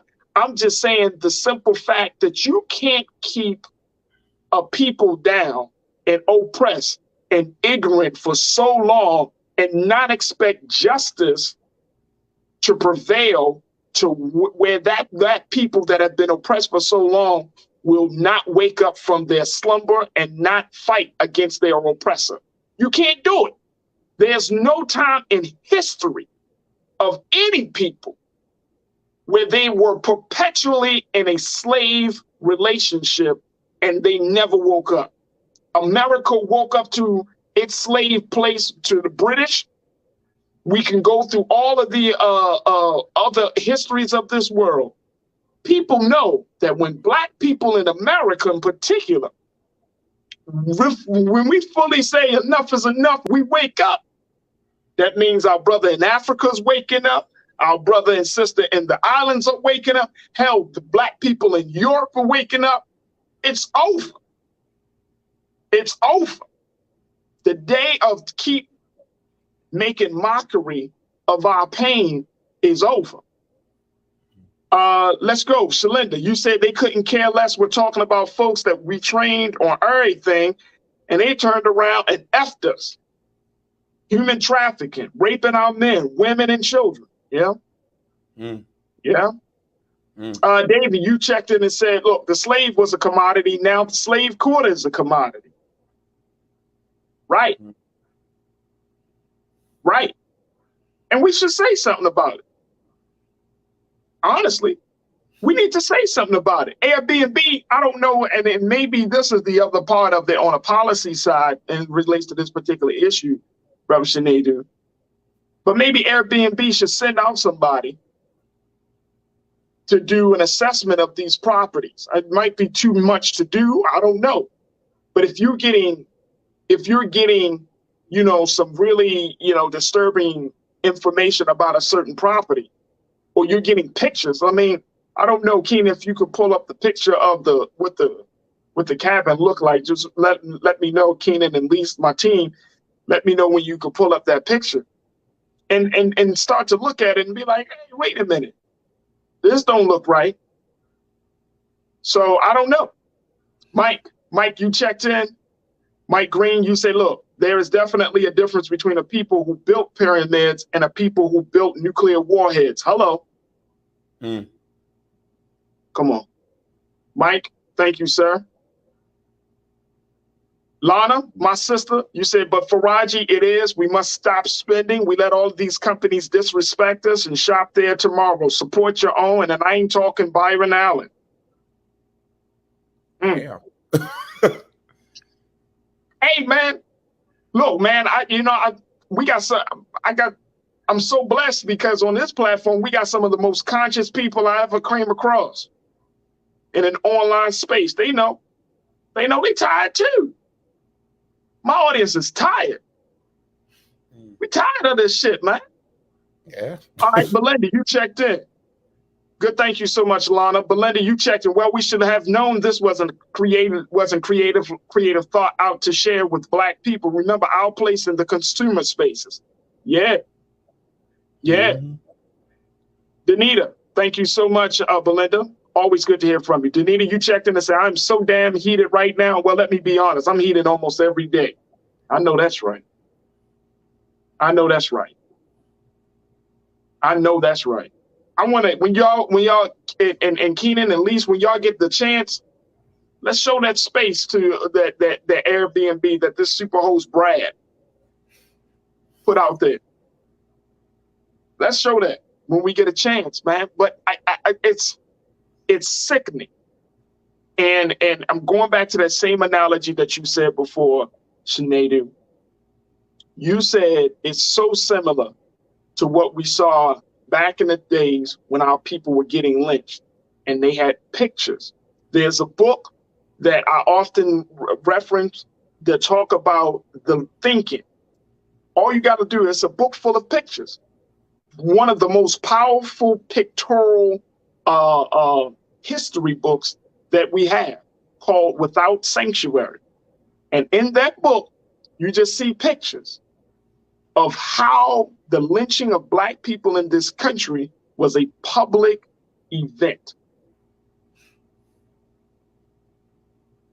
Public event. Black man or woman hanging from a tree. People gathered around, smiling and laughing, eating food like it's a show. Public spectacle of killing us.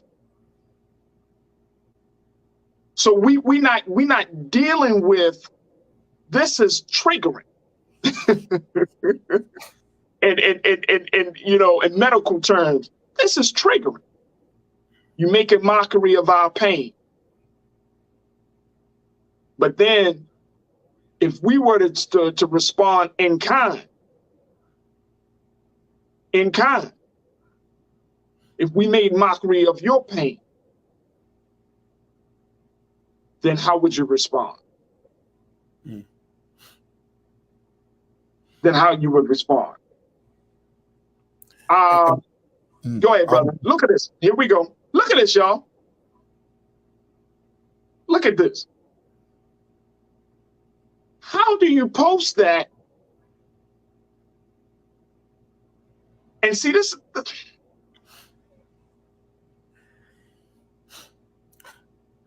What's the definition of of empathy again? You don't have to experience what I'm experienced to know that it was a bad experience. And I don't see the justification of why they had to sleep there to fill the history.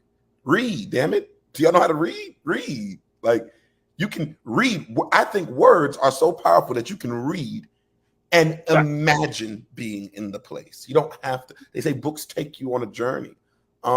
Just looking at that, even just me seeing that, and I've seen this article a billion times now, but it triggered me. It got me stirred up. And I did want to touch on something that was one of the comments about the Jordan Peele and the film, and the comment about building pyramids rather than nuclear bombs. And I will always say this about Black people. Black people are about protection and not projection.